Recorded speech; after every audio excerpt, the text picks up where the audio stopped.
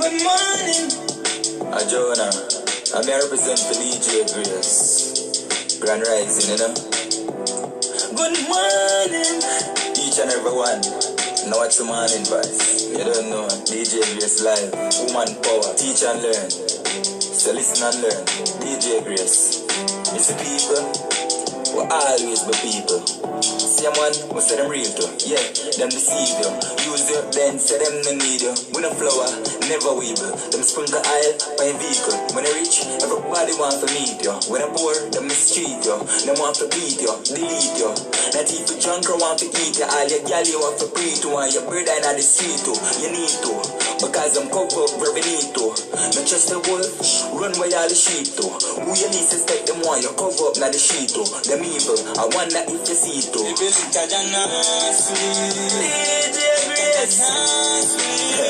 Them thing that I sleep. DJ Grace. Teach and learn. Woman power. Strike the logo, you know. Yeah. Stand by, papi. Grace, tell me all violence to stop. When we can't keep a dance, them tearing all we shop. Kill we with tax, when I mess up we forgot. When couple ball I grew up, I'ma play them on my part. Kill our friend them and them fools so we forgot. No sell out, but in farmer and them now produce no crap. Nowadays, all rat a set a trap. The system corrupt, all the cap a cap. Get to youth and I just say risk, you have to watch. Life short and at the time we sell a shop.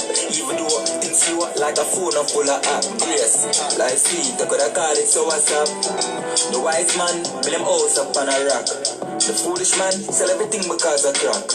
Me know you uggle up the flow up on the track. Grace, but this is key link to the lyrics. Me a ja nasty, no. Grace, teach and learn. Grand Rising. Woman power, is it? Strike the logo. No surrender, no retreat. Grand Rising, everybody. Welcome to Teach and Learn this morning. How are you doing this morning? I hope everybody is doing fantastic. All right, welcome. Andres, big up yourself, all right? Welcome. Please to share, all right? Please to share into groups, make some party watches and all them things. All right, you know, today we're going to be talking about the family, okay? So today's topic is going to be, what are some of the signs you see, yeah, when you're in a toxic family and how to get away from it, okay? We're going to be talking about that today. So please to share and invite up, all right? We're going to have a talk about that today. All right, so the numbers are here for you to call and interact. Blessing, Ivan, Jason, all right, Anthony, Millicent, all right, so I'm going to play a clip in the meanwhile until I get my calls. All right, this one I'm going to play is 7 signs of toxic family, yeah. All right.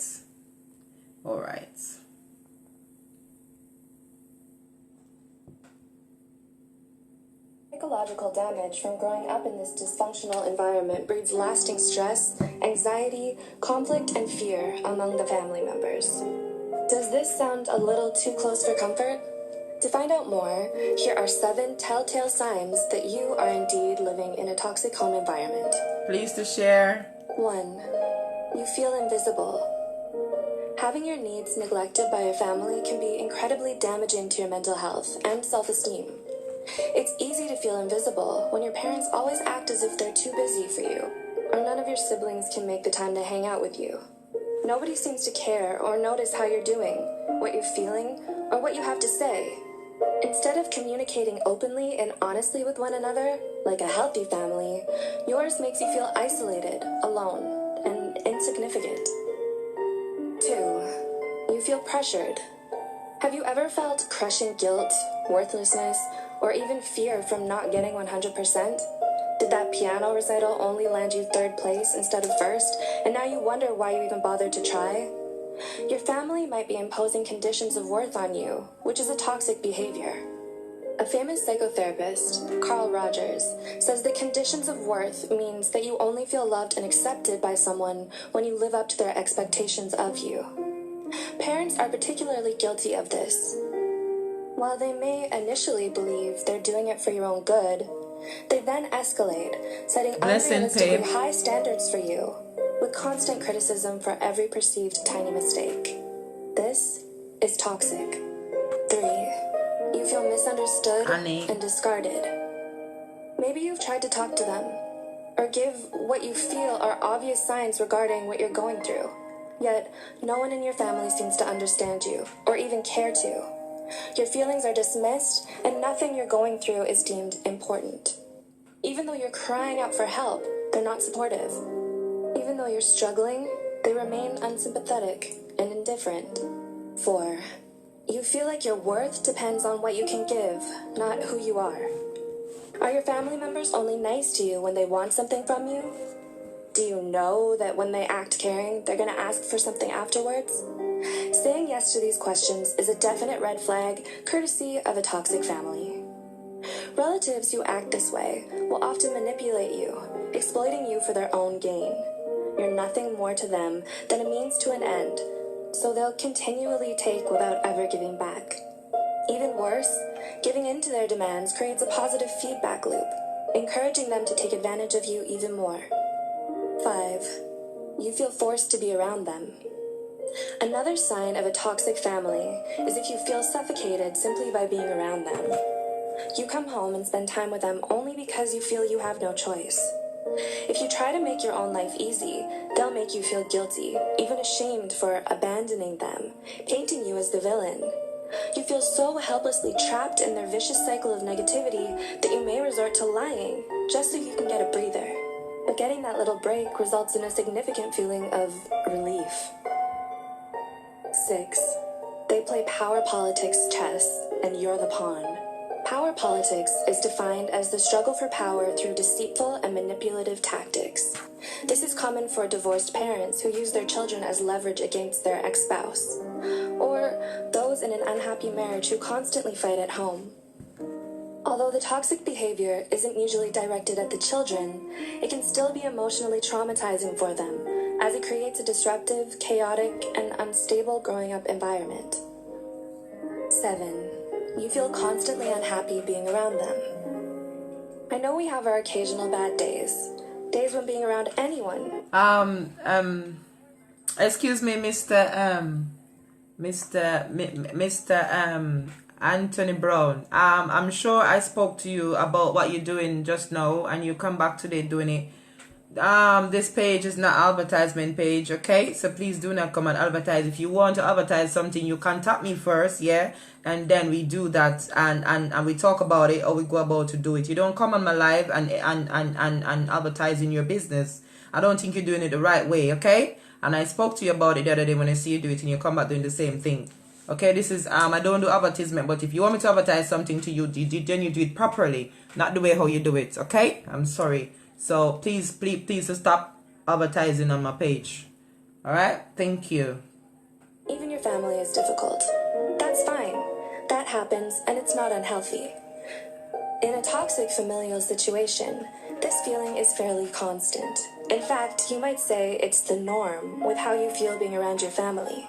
They drag you down into their overwhelming and persistent negativity. They are constantly whining and moaning about the unfairness of life. Even when good things happen, they find a way to make it a bad thing. Since they can never let themselves be happy or content, you can't either.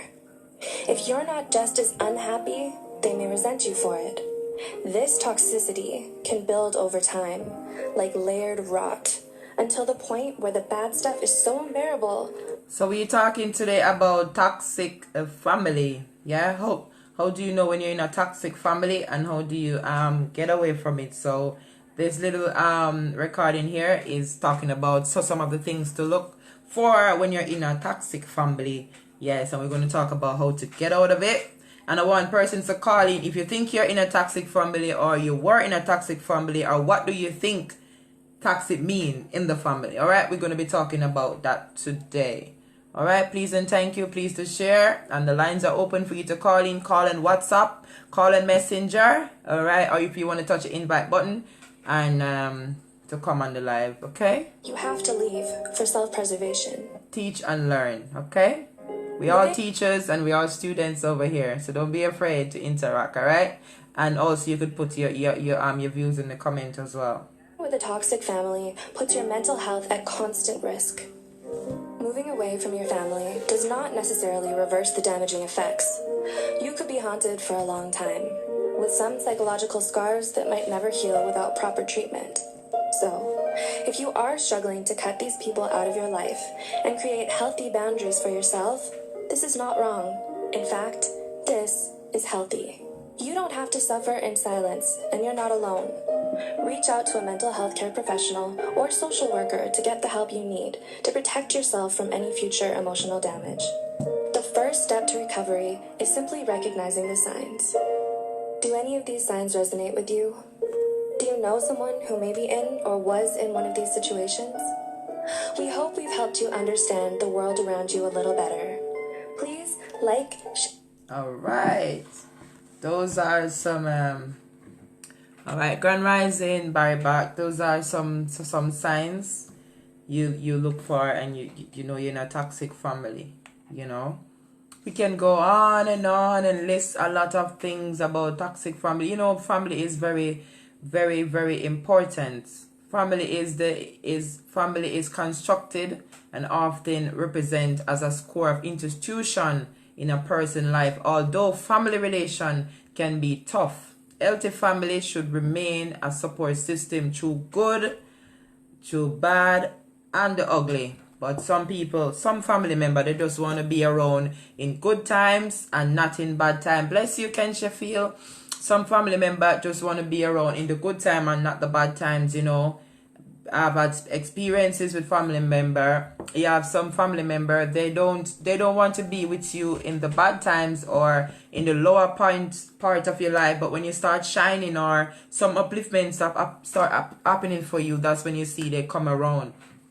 I think that's those family are some opportunist family, don't it? And trust me, they won't be around because they're not around for the good, so they won't be around, you know, for long. Because remember that nothing is all good. So sometimes, you know, you're up, sometimes you're down. So when you're down again, they're gonna leave you. They're just gonna be around for what they can get from you. I can tell you, and I label that as a toxic family.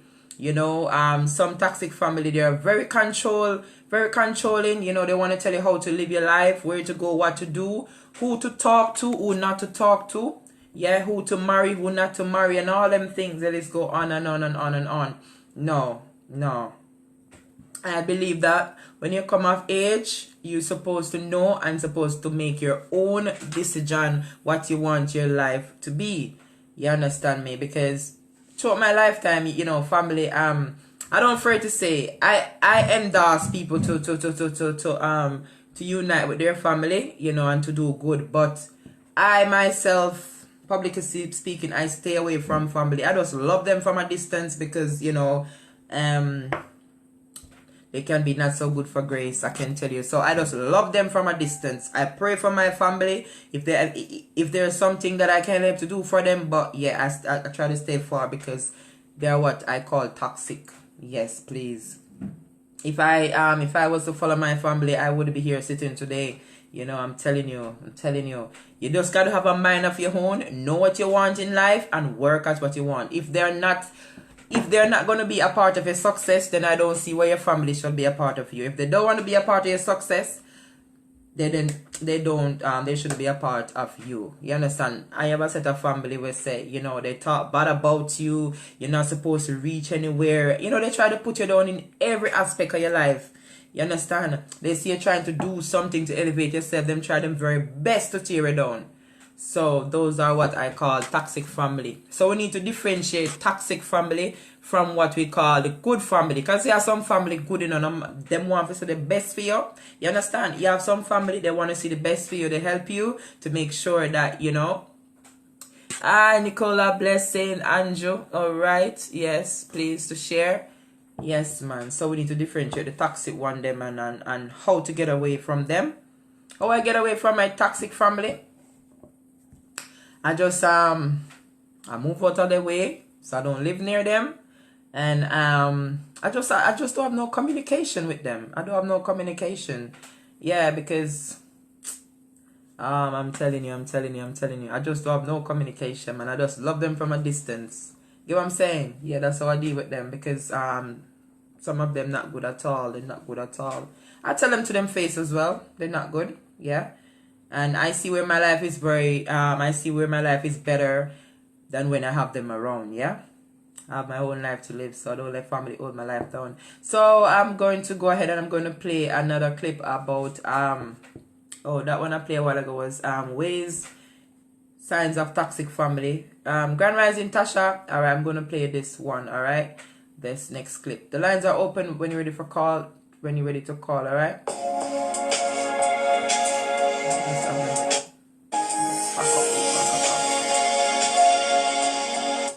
Walk around feeling guilty. It's probably what I call false guilt. Guilt, I'll tell you what, there's good guilt and bad guilt. Good guilt, because guilt can be good, is something that alerts us to something that we did to hurt somebody else, and then we correct that and we do better next time. Bad guilt is guilt that we take on that we never should have in the first place, that maybe it's not us, and that happens a lot with people from dysfunctional families. And it's also good guilt held for more than 10 seconds. That's right, 10 seconds, because the purpose of guilt is to alert us and to make changes. But if you are walking around plagued by this feeling of guilt, you are living under false guilt, and probably signs, again, that you couldn't be true to who you were. People actually feel guilty about being who they are, about having desires, about being able to say no to people. If you have a hard time saying no, that's related to feeling guilty, always trying to please everybody else. Also related to number 1 and 2 is number 3.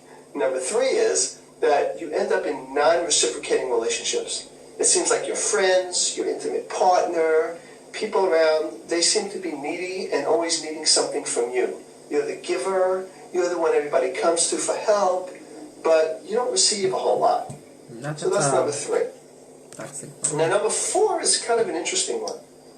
It's this. In your intimate relationship, you have either too much conflict, like bickering all the time, or there's not enough conflict, like it's always harmonious, never a problem.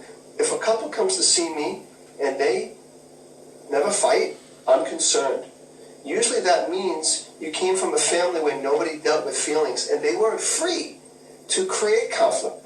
I mean, conflict, nobody wants conflict, but conflict is inevitable when you're being who you are, when you're being your true self and expressing things. People are going to naturally disagree, naturally want different things. And yet, if you're in a relationship where you're bickering a lot, you may have come from a family where nobody soothed themselves. They were constantly looking for other people to take care of them, but they didn't have those tools. So that's another sign. Okay. Now, number 5 is that you get really hard on yourself. You just have this inner critic that never lets you be. Never lets you be. And related to that is this whole thing of perfectionism, that you need to be perfect. And that's also a sign. We are not perfect. We are competent. Sometimes we're incompetent. What I say to clients a lot is enjoy your incompetence. It's okay. It's okay. And if you came from a family where you were valued rather than overvalued, like you had to be perfect, or undervalued, like you never were good enough, you came from that family where it was just okay to be you. Sometimes you succeeded, sometimes you failed. You wouldn't have that. You wouldn't have that. That perfectionism doesn't just come out of the blue, typically. Number 6 is you have a hard time relaxing. If you're one of those people that always needs to do all the time. I had one client that a homework assignment, which I thought was the easiest homework assignment I ever gave her, was to just stop and do nothing for 5 minutes. She had confronted the person that molested her. She had dealt with very challenging things, one after the other. I asked her 1 week to spend 5 minutes just sitting with herself. She came back saying she didn't do the assignment. That's, again, it's a person having a hard time relaxing usually couldn't just be in their family of origin. And then the last one is if you are a parent, that maybe you're an extreme as a parent regarding either running the family like boot camp or kind of laissez-faire, whatever. So when you're looking at your own parenting style, again, extremes are a tip that you might have come from a dysfunctional family. The good news is that whether you're one of those or 7 of those or 5 of those, that you can look at that and begin making changes. Of course, I help people do that all the time so that they're freed up and they can go beyond their own family of origin to create more reciprocal, mutual, nurturing relationships and to go around with higher self-esteem and more realistic expectations. Okay. This talking about this dysfunctional family. All right. Yes. Okay, the lines are open if you wanna interact on the topic. All right, I have a motivational speaker right here. I come across this speech and I love it, from Denzel Washington. All right, so I'm going to play it. All right, the lines are open for you to call when you're ready. Okay. I was 20 years old. I was at my lowest point.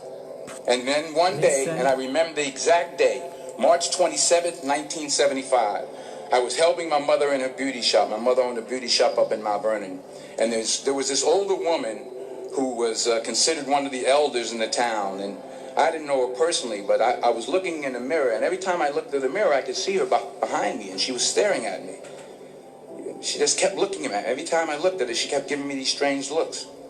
So she finally took the dryer off her head and she said something I'll never forget. First of all, she said, "Somebody give me a piece of paper. Give me a piece of paper." She said, "Young boy, I have a prophecy, a spiritual prophecy." She said, "You are going to travel the world and speak to millions of people." I began at Fordham University as a pre-med student.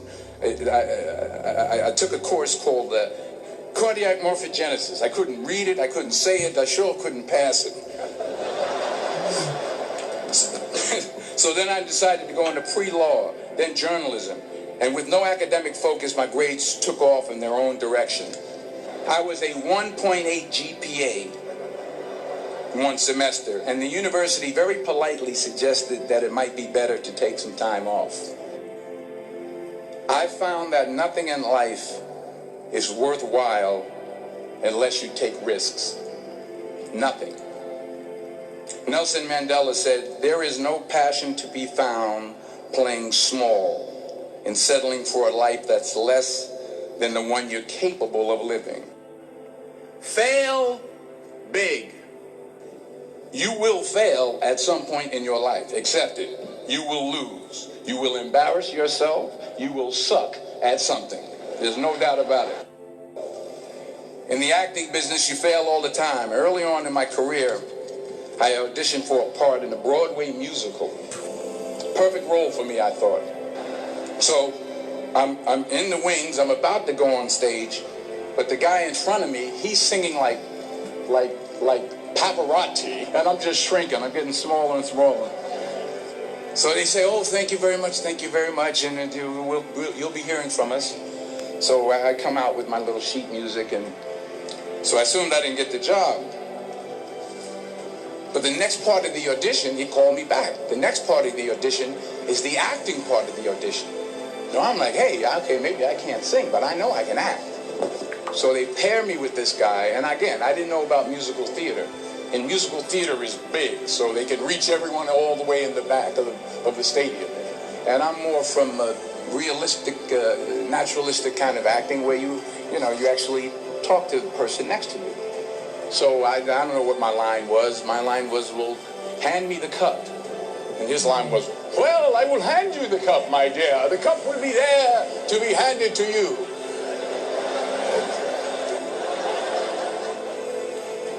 I didn't get the job. But here's the thing. I didn't quit. Right. I didn't fall back. I walked out of there to prepare for the next audition, and the next audition, and the next audition. I prayed. I prayed. And I prayed. But I continued to fail. and fail and fail. But it didn't matter because you know what?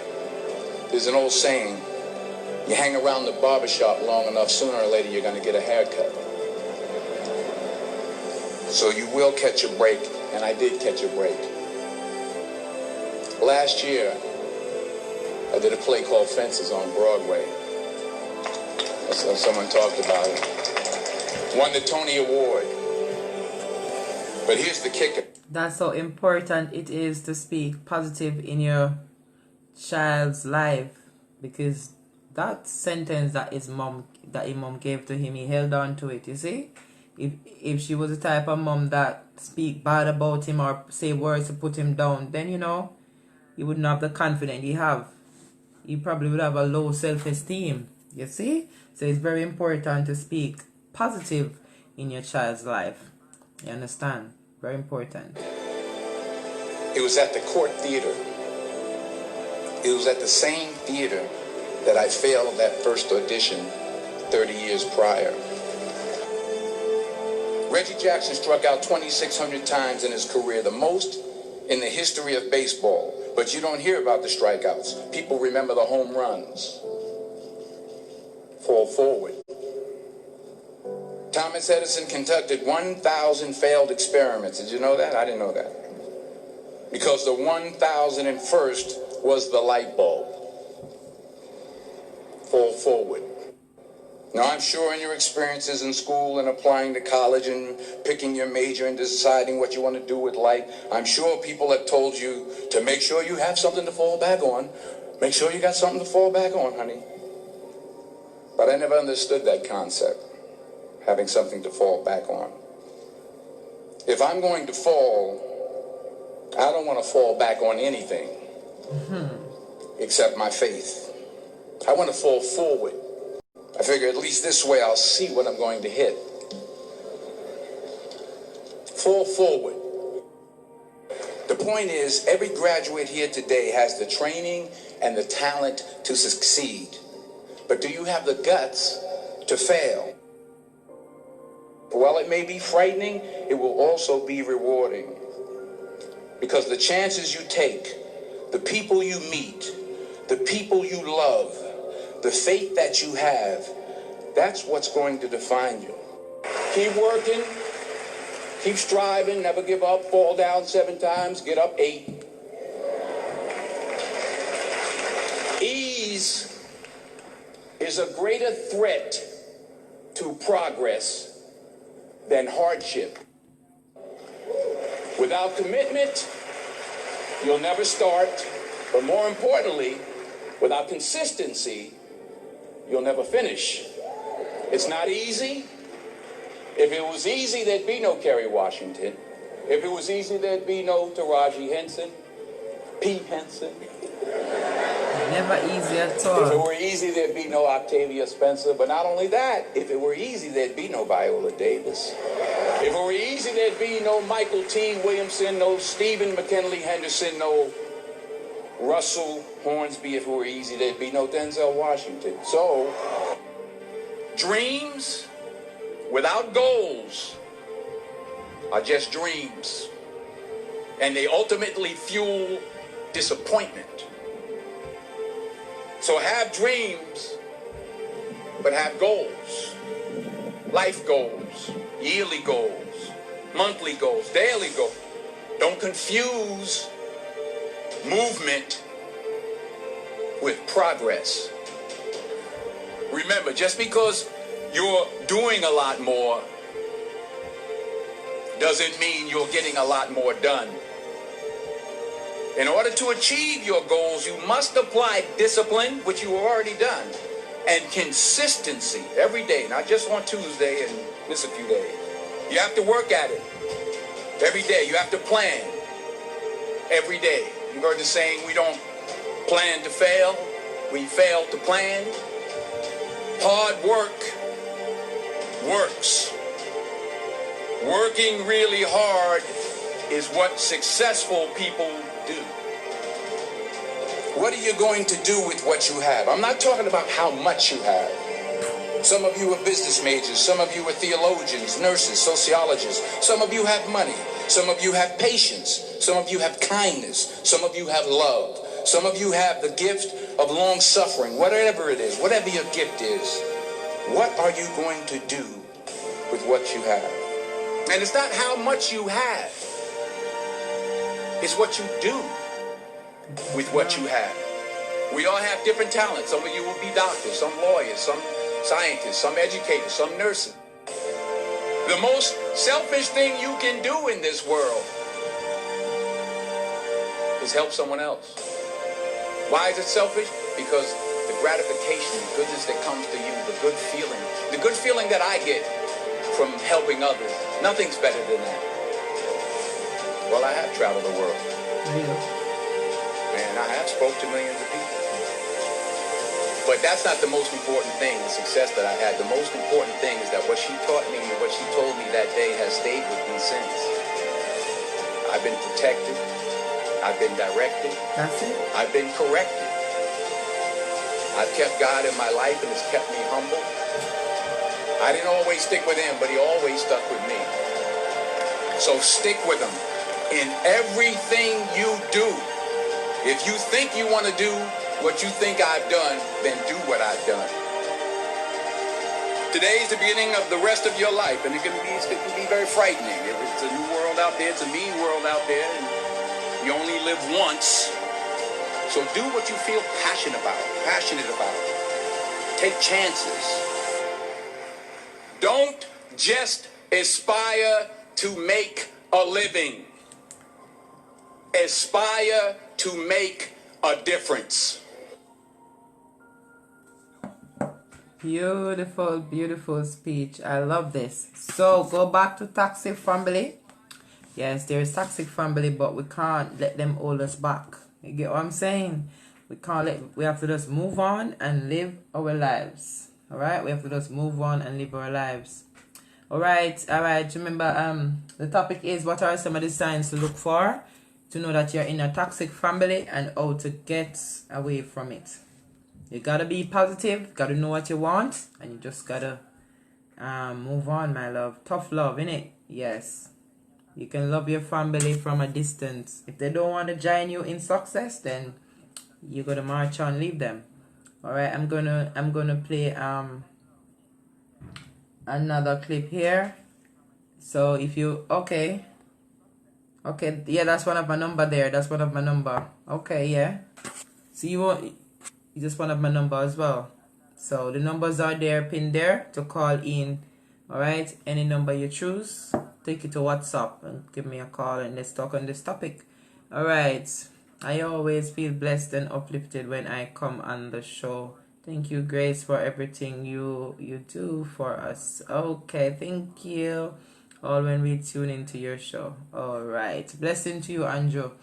Alright, so I'm going to play another clip. So if you call, I'm going to pause it to take your calls. Calls are important. Alright, so I'm going to play another clip.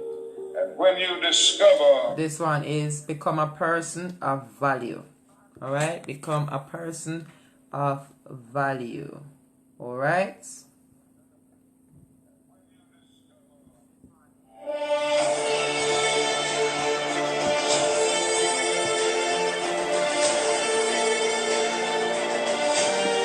So I want to talk about why males suffer.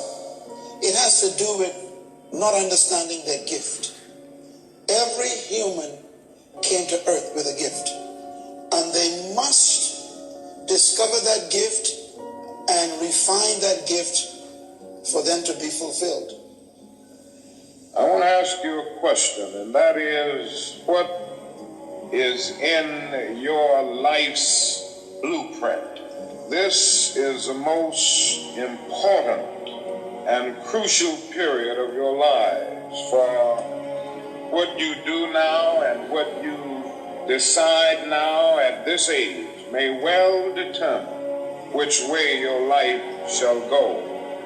When a male is struggling with what his gift is, it affects the woman. Your gift is your source of significance. Do you know what every male in this room wants? he wants to be significant in the eyes of his wife or his family. Do you know what men call that? Respect. The number one motivation of a male is to be respected. To be respected means that you are perceived as being important, significant. Inspiring habit. Well, gentlemen, I'm telling you how to become respected. Find your gift. And whenever a building is constructed, you usually have an architect who draws a blueprint.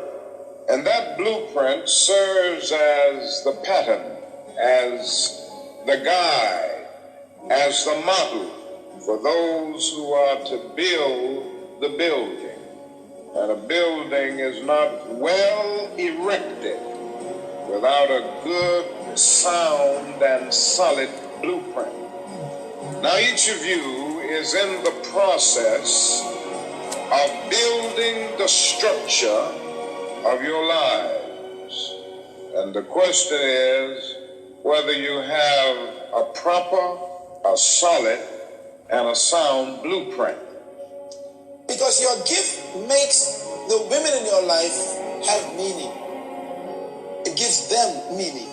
It gives you meaning, but it gives them meaning also. And so your gift is the source of your significance. What made Michael Jordan significant? It wasn't what school he went to or, who his parents are. It was his gift. A powerful gift. When a human finds their gift, they will make it anywhere. Are you listening to me? You cannot fire a gift. This is important for men. Because you see, when a man loses his job, he loses his head. Why? He confuses the job with his gift. He confuses the job with his work.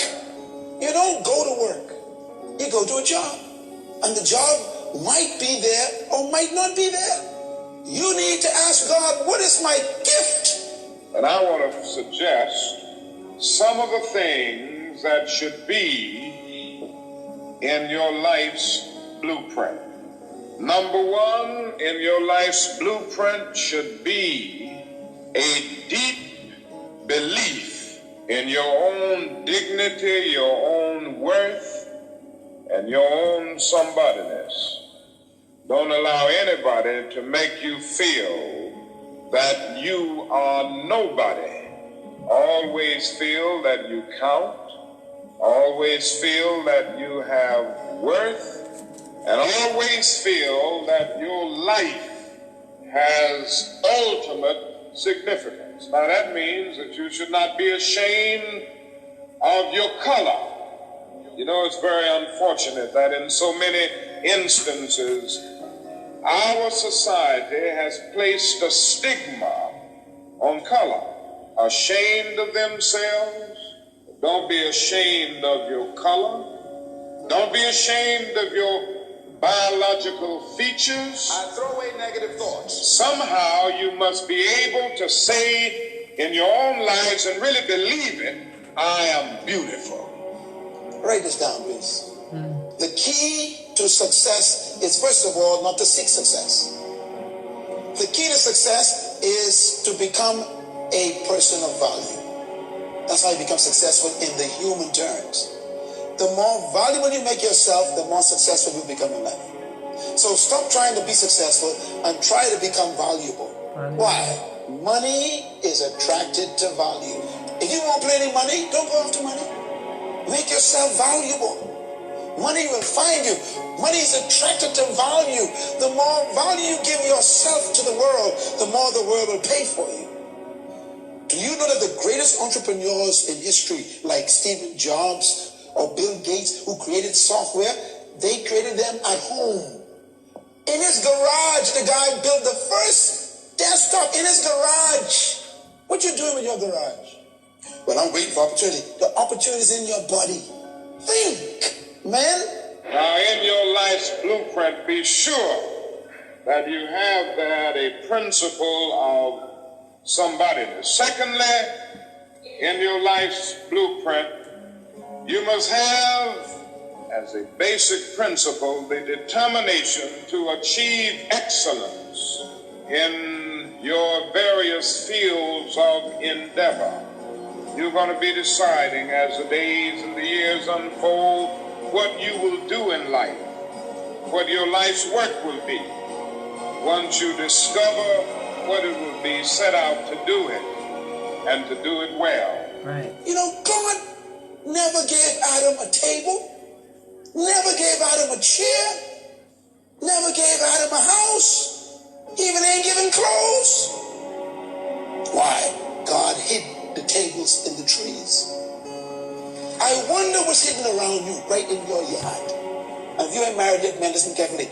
If you have a woman in your life, you get married, if your wife knows that you can never get fired, she'll always be secure. How do you become immune to firing? Find something they can't fire. You were born a male, but you must become a man. Right. Being male or female is a biological reality.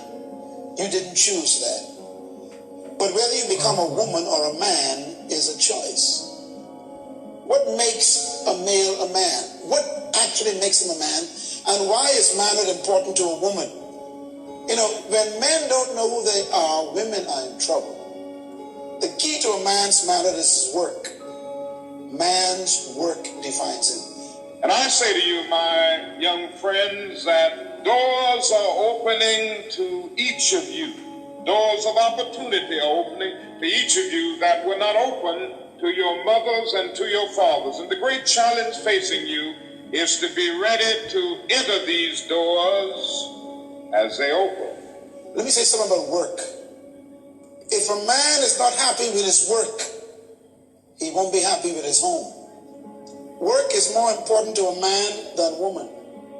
If a man isn't working, he's disoriented. He becomes disillusioned. He becomes confused. God gave man work before he gave him woman. Work shows up in the Bible in Genesis chapter 2, verse 15. Woman shows up in Genesis chapter 2, verse 24. God didn't make woman until man had work. So the most important thing that a man really needs is not woman, it's work. A woman can never make you a man. Work makes you a man. What is work? The first commandment God gave man was work. The word work means to become. I thought it meant to do something. But the word that God uses is another word that we don't think about. It means to become. The word also means to manifest yourself. The word work is also defined in Hebrew as to reveal yourself. When God took the man, put him in the garden, God told the man, reveal yourself, reveal yourself. That's work. Another way to put it, work means to fulfill your assignment. Let me see what's on the inside of you. Show the world what I hid in you. Work means to become yourself. In other words, work means to perform your function. When a bird is flying, God calls that work. When a fish is swimming, God calls that work. When a seed is becoming a tree, God calls that work. In other words, when you are working, you are at the greatest level of fulfillment. Work. And move so you can grow, so you can get on with your life. Ralph Waldo Emerson, the great essayist, said in a lecture back in 1871 that if a man can write a better book or preach a better sermon or make a better mousetrap than his neighbor, even if he builds his house in the woods, the world will make a beaten path to his door. And so I would urge you to study hard, to burn the midnight oil. I would say to you, don't drop out of school, and I understand all of the sociological reasons why we often drop out of school. But I urge you, in spite of your economic plight, in spite of the situation that you are forced to live so often with intolerable conditions, stay in school. Blessing Akimba. When you discover what you're going to be in life, set out to do it as if God Almighty called you at this particular moment in history to do. God made the man, the male. Then God gave him work. Then God said, it's not good for this man to be alone. I will make him a help suitable to help him.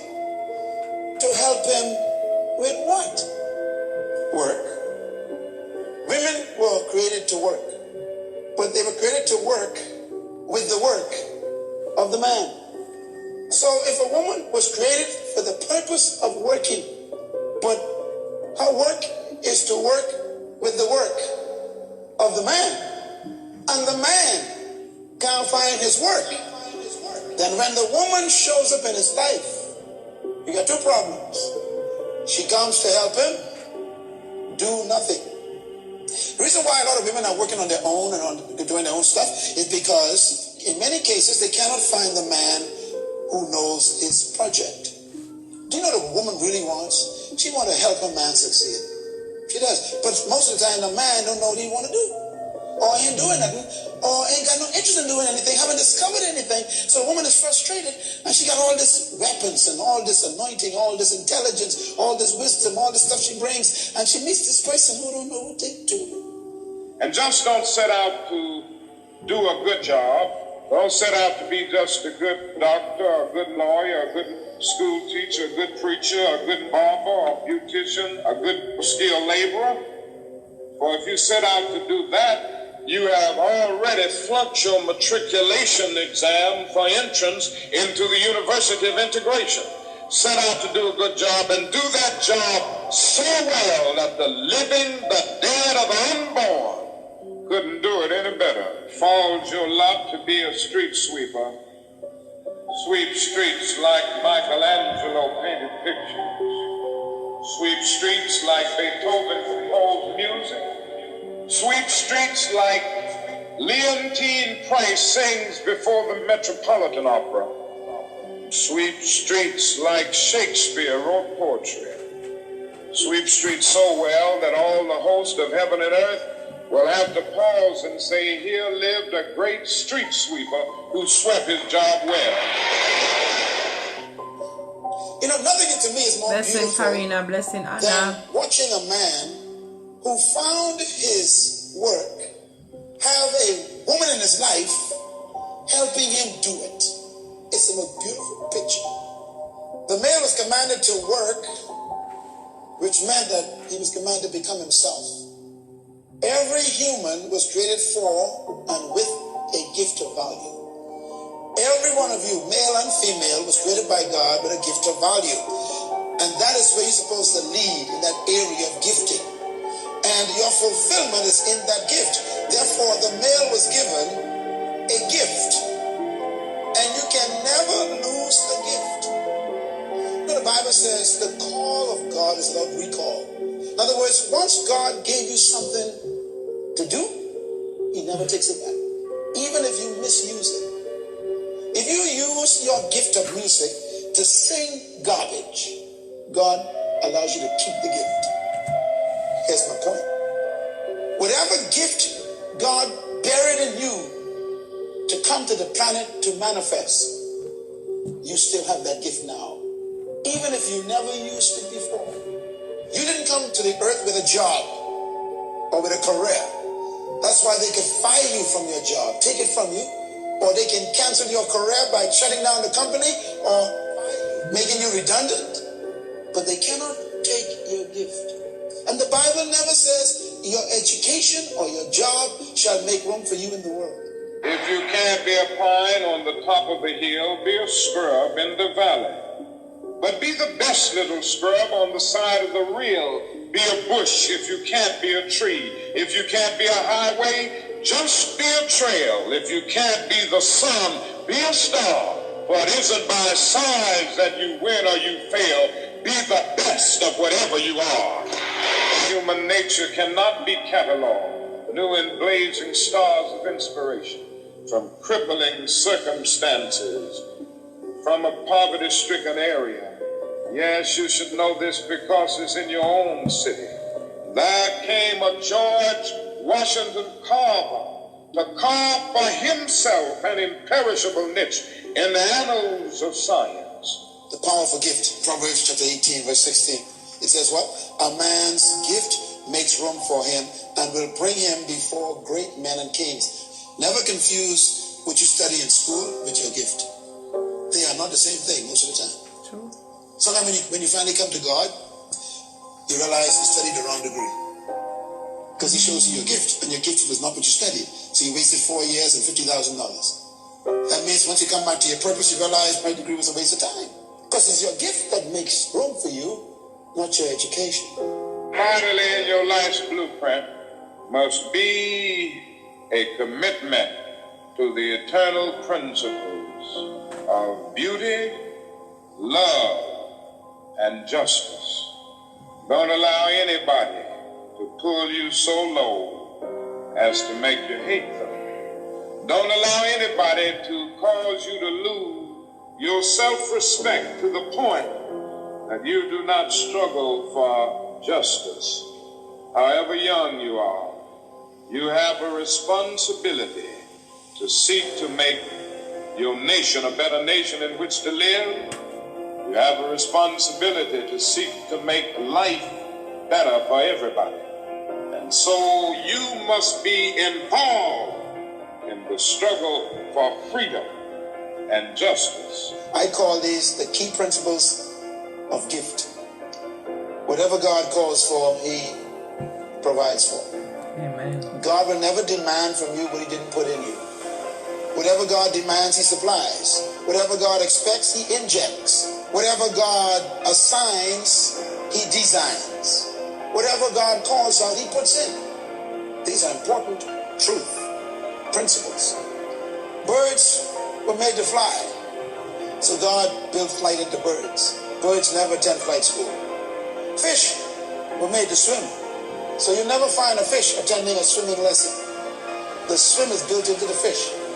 Seeds become trees, but you'll never find a seed going to a convention to learn how to grow trees. It's built in. Here's the principle. Whatever God created you to become is not outside of you. It's inside of you. You can take a seed and plant it in a bad economy, and it still becomes a tree. Do you get what I'm talking about? No, you don't. You sure you get it? See, this, once you realize that your future is not around you or ahead of you, then you become peaceful, because God put your future where you can't miss it. And we go looking for it everywhere except where it is. You need originality. How original are you in what you're doing? Skin may differ, but affection dwells in black and white the same. Fleecy locks and black complexion cannot forfeit nature's claim. If I were so tall as to reach the pole, or to grasp the ocean at a span, I must be measured by my soul. The mind is the standard of the man. The place you go should tap into your gift, not just give you a salary. Are you growing? Are you using your talents where you are? If I open a shoe store in the Bahamas, I'll become successful, you know. I know how to become valuable. I might decide I'm only selling shoes for nurses. Every nurse in the Bahamas will come right to my store. We'll bypass your store, come to mine. Right? I became unique. I became special. If you sell everything, you're going to go broke. Matter of fact, the last one is important, specialization. If you're going to become successful here, your gift makes you... Listen, you ever seen a bird trying to moo like a cow? No, birds stay with being birds. They stay in their gift. Even though the bird is trapped in the cage, it still could fly. Wow. The cage doesn't take away the gift. It just limits it. I don't care where you're working right now. They might let you go next month. It really doesn't matter anymore after this session. They can never take away your flight. Now, in this struggle for freedom and justice, there are many constructive things that we all can do, and that we all must do. And we must not give ourselves to those things which will not solve our problem. You've heard the word nonviolent and you've heard the word violent. I happen to believe in nonviolence. We struggle with this method with young people and adults alike. But I believe as we struggle with these problems, we've got to struggle with them with a method that can be militant, at the same time does not destroy life or property. And so our slogan must not be burn, baby, burn. It must be build, baby, build.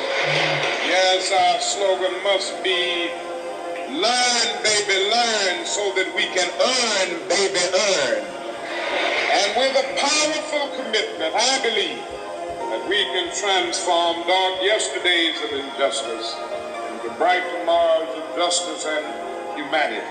You know, sometimes the Lord will actually break up the cage because you don't want to leave. Now, I'm not saying that jobs are bad, because sometimes the job is the place you go so you can develop your gift until it's time to fly. And for heaven's sake, don't fly too soon.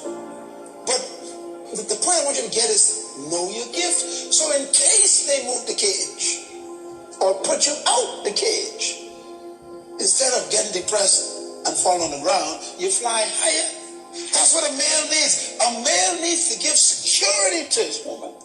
If anything happens, baby, I'm still going to make it good. Why?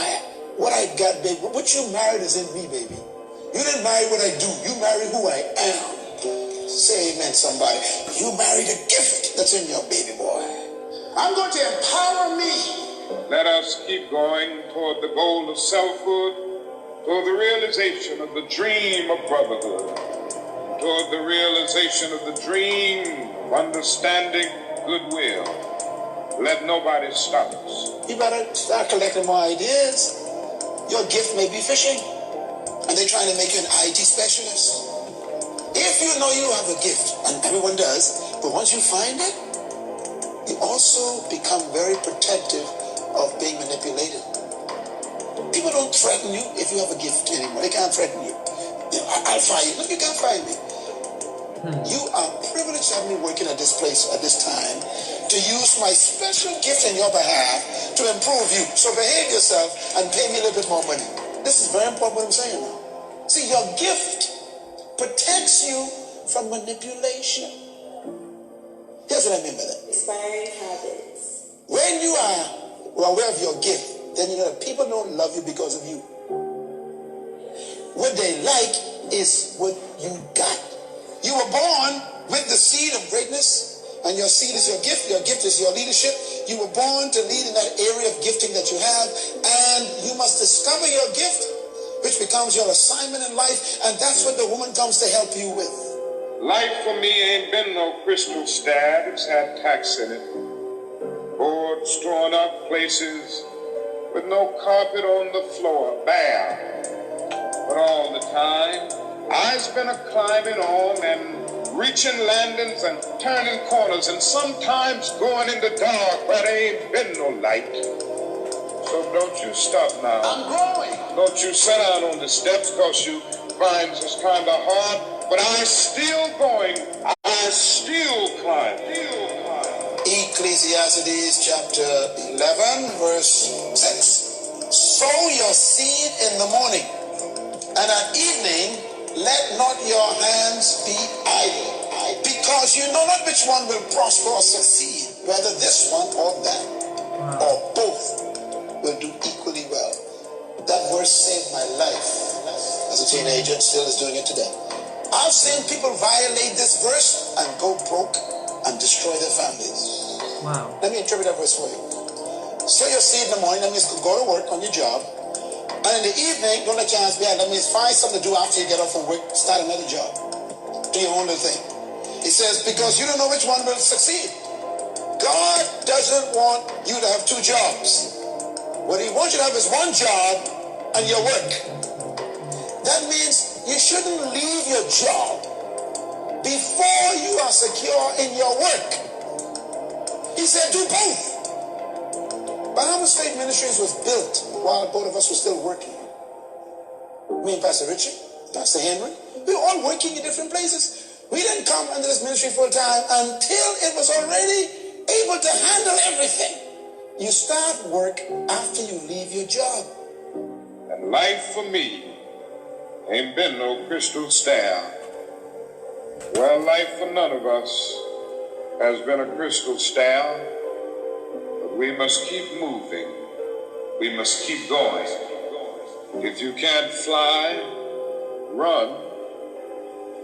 If you can't run, walk. We're not perfect. If you can't walk, crawl. But by all means, keep moving.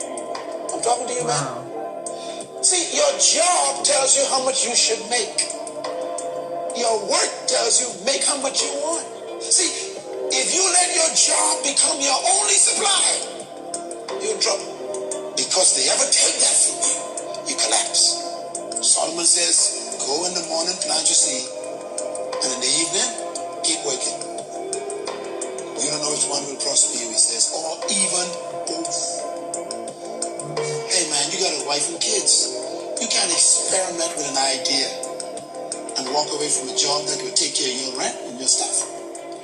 Use the wisdom of the Bible, the Word of God, says you do both until one of them outgrows the other. You can experiment with your family. You going to work tomorrow, or you going to a job? You become successful when you refine your gift. In the name of Jesus. Beautiful speech. Inspiring speech. Wow, I hope this touches someone and you learn something. Wow. Solomon say, plant your seed in the morning. Use them hands in the evening. Wow, wow.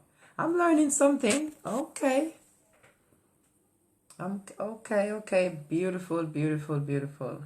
All right. Bless up, buddy. So, as we say, beautiful. So, we know our toxic family. All we need to do is get out of our toxic family, man. Don't let it weigh us down. You understand? Because you were born with a gift. All right? Each and everyone was born in a gift. So don't let nobody demotivate you, and, let you down if you have no self-confidence and put you down and make you feel like you are nothing. Be motivated. You were born. You were born with a gift, and you have values. You understand? Right. Very important. So the topic is today signs to show that you're in a toxic family and things you do to get out of it. And how do you get out of it? All right. So we're going to be talking about today. So the lines are open for you to call on WhatsApp, or you can call on Messenger, or you want to touch the invite button and share with us today. All right. Beautiful speech. All right. There's another clip I wanted to play as well. This one. All right. What to do when your family doesn't support you? I'm going to play this clip. Okay? But if you call, I will break to take your call. You understand? As I was saying before, some family are not supportive at all. They rather bring you down instead of help to elevate you in life. You understand? The only time they want to be a part is when you become successful. That's the only time they want to be a part of your life. And I don't think that's right at all. You have a lot of persons who go through that. I call them opportunist family. Get what I'm saying? That's what it is, man. All right, blessing Donna. All right, so I'm going to play this next clip I have. All right.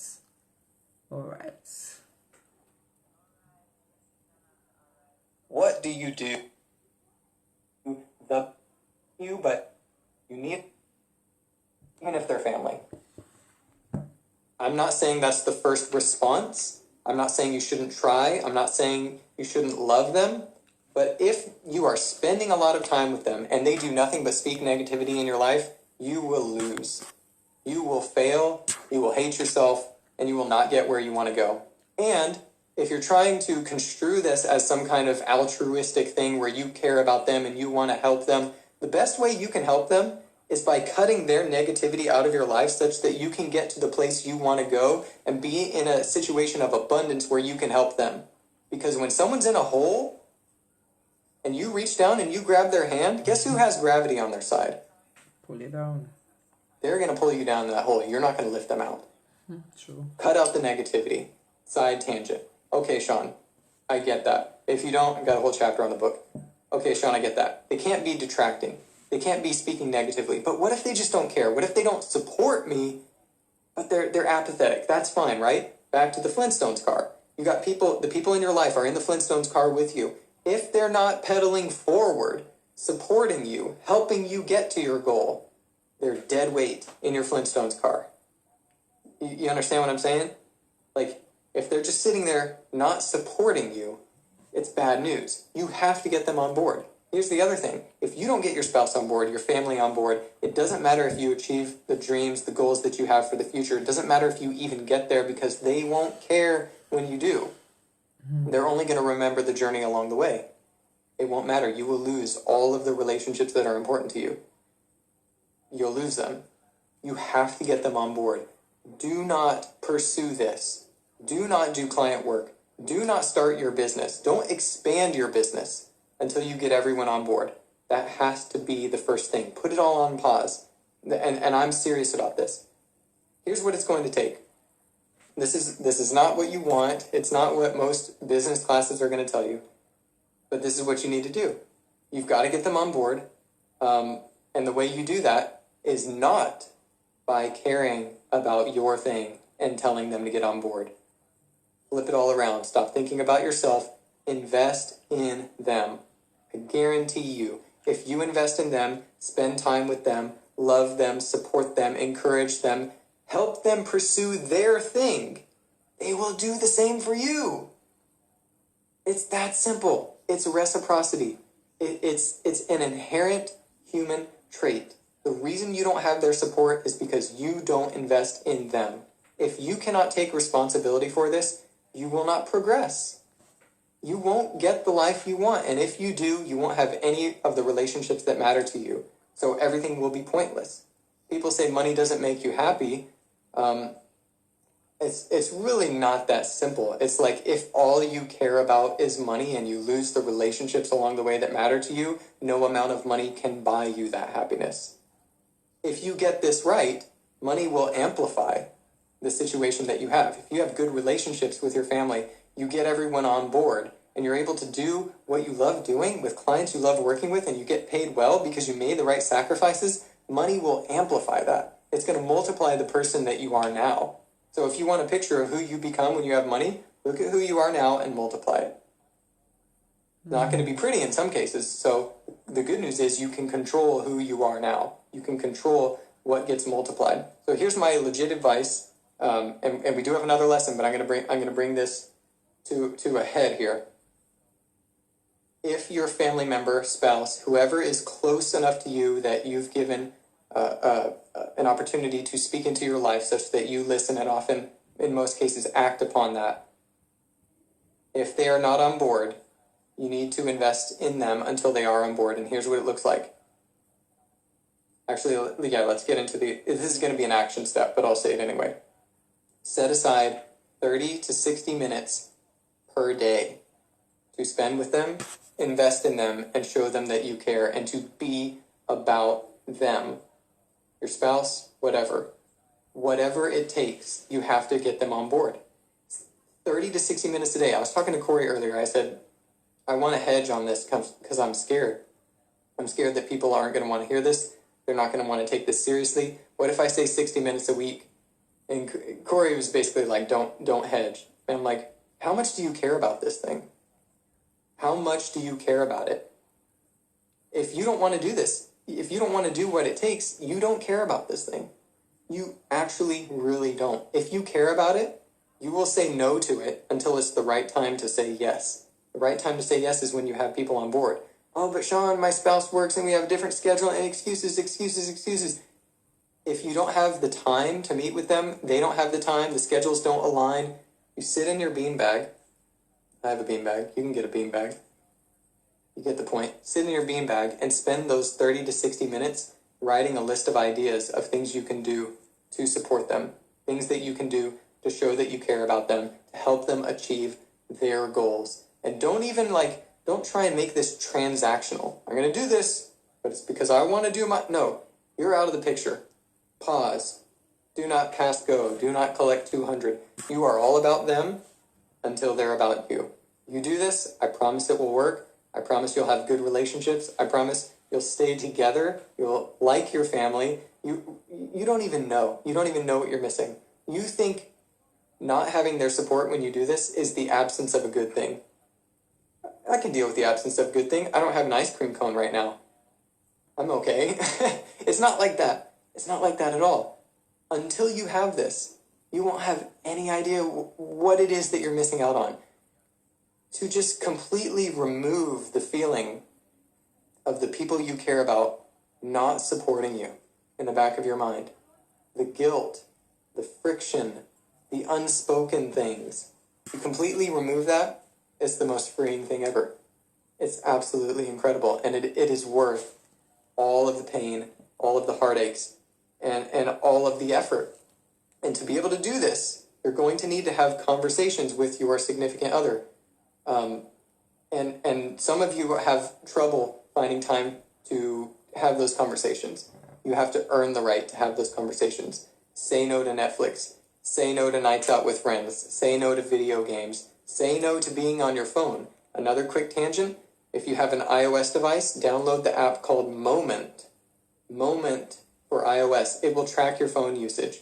On the computer, Windows or PC, Rescue Time. Install it. It's free. Just install it. Forget about it. Just trust me.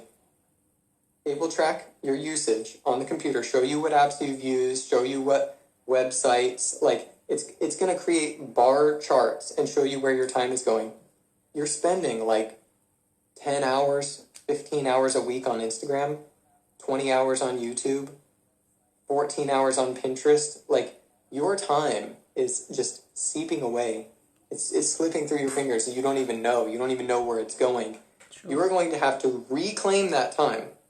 Make that time, earn that time. The time that you want to spend doing what you want to do in your nights and weekends outside of the day job, you have to completely restructure that time and say, I'm going to spend this with my spouse. I'm going to have these conversations. I'm going to spend my credits, the time that I've earned, I'm going to spend it having a conversation with them that they don't even want to have. Because here's the thing, you're trying to do the best thing for the relationship, but they don't know that.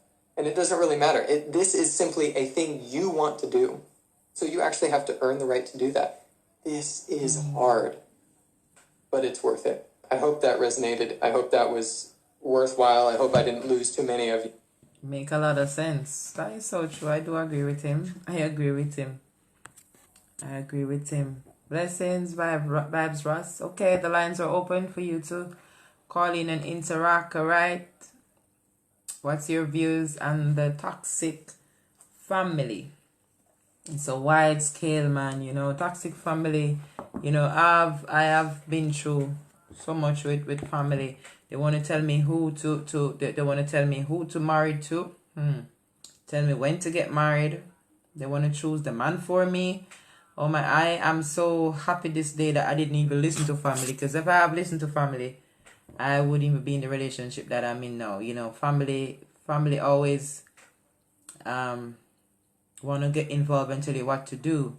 But I'm glad that I have a mind of my own. I make my own decision, and very important, you have to have a relationship with God. Okay, you have to allow the Holy Spirit to lead you into the right direction. Because if you don't have Him to lead you in the right direction, my dear, you are going to be in problem. You understand?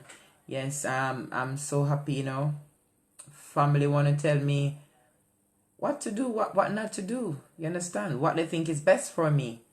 And I'm glad that I didn't. Family even tried to put me down, tell me that I would never achieve certain things. I would never achieve certain things. I'm this, I'm that. I didn't take what they say because I know who I am. I know what I want. I value myself, and I go after my dream. Even these people, I know that I don't have I wish, but I know that I don't have them beautiful vocals like some people, but I always love music. I used to go to studio making songs from I was 18. Man, I have this particular cousin, man. I tell you, she used to laugh at me and say, "Oh, you would never complete a song." No, She said would never like she used to, you know, put me down and say nah and laugh at me all the time. I even go Rising Star one time and she laughed. But I love music. I can make music. And you never know who tell you have to have beautiful, fine vocals. Come on. I don't. And I'm doing my thing. So sometimes you don't watch family. You just do what you got to do. From you love something and you believe in yourself, you just do what you got to do. You never know. You get what I'm saying? Because some family, they are really toxic for real. I'm telling you. You have good ones as well, you know. You have good ones. But a lot of toxic family out there. You got to, if you don't know what you want in life, trust me. And don't ready to be a fighter to go after your goal and your dreams and them something there. Trust me. Problem. You understand? Alright, so until I get a call, I will continue to play my little clips, okay? Alright, I'm going to play this one. This one says here, when to cut toxic family from your life, alright? Yes, when to cut toxic family member from your life. So I'm going to play this one, alright? 5. When it affects other areas of your life. A toxic relationship that impacts other essential areas of your life is a clear sign that it's time to cut them off. When the stress from the relationship impacts other areas of your life, such as work and at home, then it's time to cut things off. A relationship or friendship with someone should be one that allows you to grow and makes you happy. It should be one that helps you strive in your life and your career, giving you the motivation to succeed. A relationship that hinders this and affects your performance at work or other aspects of your life is one that should be abandoned immediately. Number 4. When it gives you negative feelings. Clinical psychiatrist Mark Goldstein says that if a person constantly creates a negative feeling within you just upon mention, then it's time to get rid of that person. If the thought of the person makes you sick, or if a simple text, email, or voicemail from them puts a giant knot in your stomach, it's a huge clue that you should cut them off. And when you are constantly around someone who is negative and makes you feel negative thoughts, it will start affecting how you feel about yourself and will drain away all of the positivity you have in your life. This will start affecting your relationships with other people as well as your overall mindset and mental health. If a relationship negatively impacts your immediate family, such as your kids and spouse, then it is time to reconsider if that relationship is really worth it. If the relationship is harmful to your family, it may be time to take a step back. Number 3. When it starts to affect your health. Keeping an ongoing relationship with a toxic family member can be detrimental to one's health. Okay, I'm pausing to take a call. Alright. Grand Rising caller, you're live. Grand Rising, my sister. How you doing today? Bless up, I'm doing great, you know. I'm doing great, right? I'm doing great, you know. Wow, you're sounding great as well. Yes. I just had to call it to let you know what's going on with me. I was a person that sorry about that. Good day, everyone. Bless up on yourselves, see? Right. Yes. Yeah. I'm just overwhelmed, you know. Mm-hmm. I just had to come and share my testimony right now. Beautiful. Yeah. A couple of weeks back, I was really going through a rough time, you know. I couldn't even, to the point where I couldn't even find food, you know. Yes. And because of your program, it's like 20 stories in one. First of all, the program that you're doing is a wonderful thing. You're reaching people, you're changing people's life. Miss Grace, may I tell you, big up yourself every time. May I tell you this, man, just continue to do the good work that you're doing, my sister. Yes. You know, more strength to you. Understand? Mm-hmm. Because I'm telling you, that morning when I called, it was like my back was against the wall. I didn't know what to do. You were the caller that was crying, right? You were the caller that was crying. Yeah. Right. Yes. I would, and I told you that I felt like this was it. I didn't know what to do. I didn't know what to do. I was like, all right, God, me give up. Me not go no further. I hit this because to reach to that point where you're not even able to find your food, it's not nice. Yes. You know, and you have children and stuff like, you know, it's just oh my God. But wow. So God tell is us what's good. going on, man. Tell us what's going on. Wow. Yeah. So first of all, there were people that reached out to me. There's a counselor on your program, you know.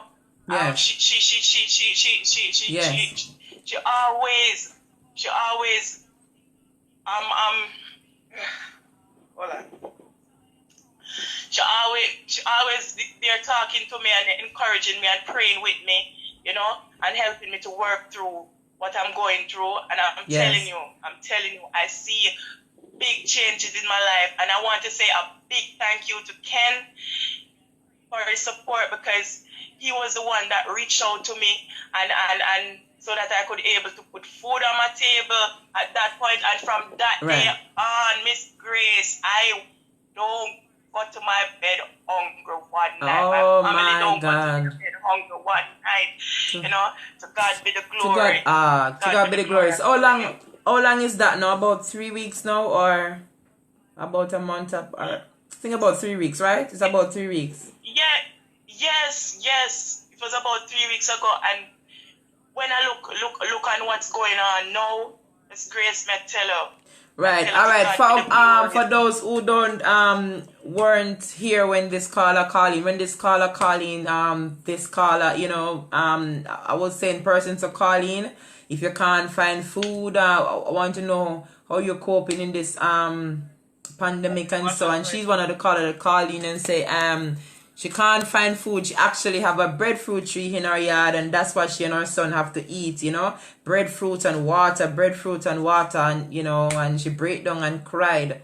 And that's when Ken reached out to her and to help her financially.